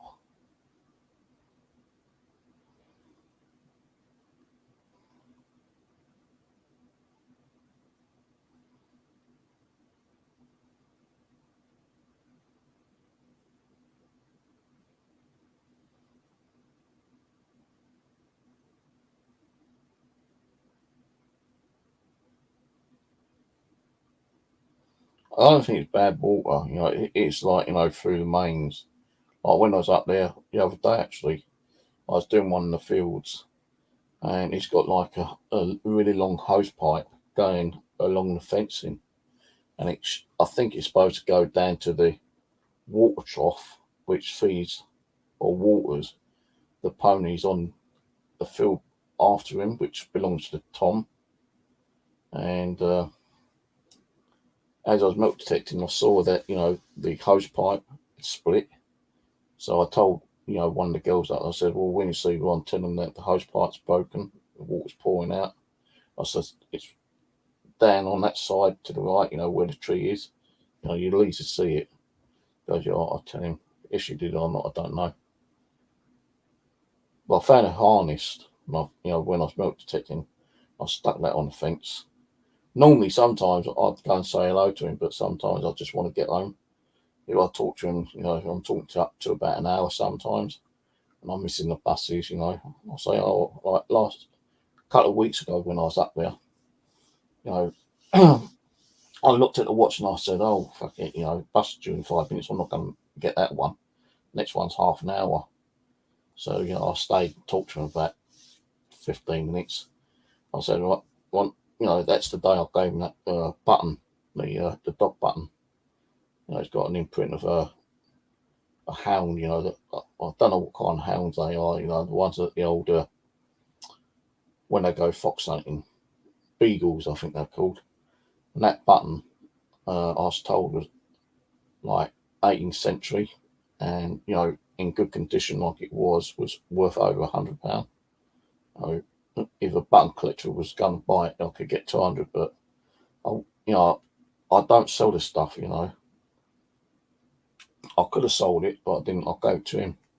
He was so good to me. He's been so good and kind for me to being up there. I gave to him and I told him, it's 18th century, only seen it in good condition. It's still got the shank at the back, which adds more value to it. If it's got a broken shank, then you get a certain amount for it. But if it's got still got a shank on it, it puts the value up. I said I was told it's worth between 1 and 200 quid, and I said I want you to have it. He goes, no. I said, no, you take it. It's from your property. He goes, yeah, but you took the time to dig it up. As you keep it. I said, no. I said, you have it. You've been good to me. So I said, just put it somewhere safe. If you've got a safe in your house, put it in your safe.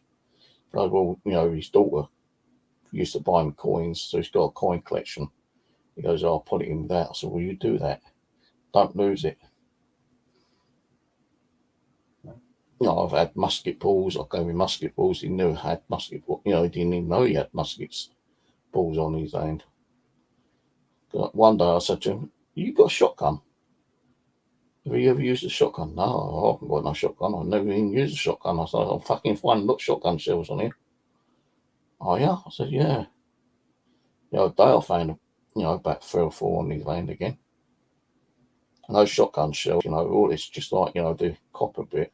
Knife gives you a fucking strong signal. You're thinking you're finding gold coins or something, but it's just a fucking copper part from the shotgun.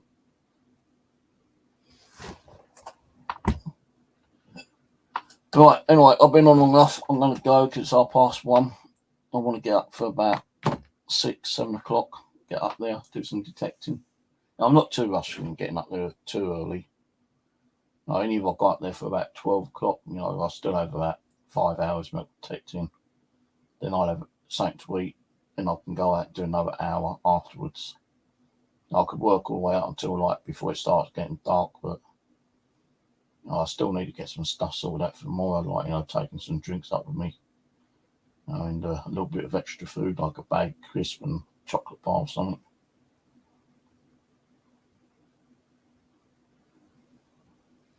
Anyway, I'm off.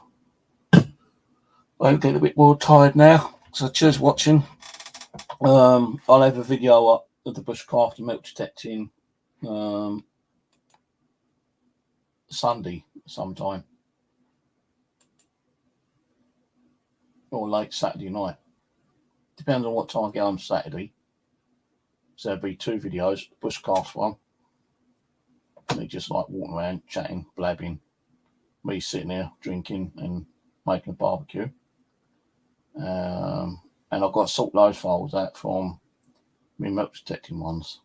So the milk detecting ones will be on my Steve's Outdoors Adventure channel, and me just chilling around at the bushcraft and doing barbecue will be on my bushcraft channel. So yeah. Alright, cheers watching all. Have a good weekend, and I'll catch you on the next one. When that'll be, I don't know. But if you've got me on my other 2 channels, Steve's Outdoors Adventures and Steve's Bushcraft, and check out the videos when they get uploaded, possibly late Saturday night. Alright, if not Sunday. Alright, night everyone. Catch you later. Bye.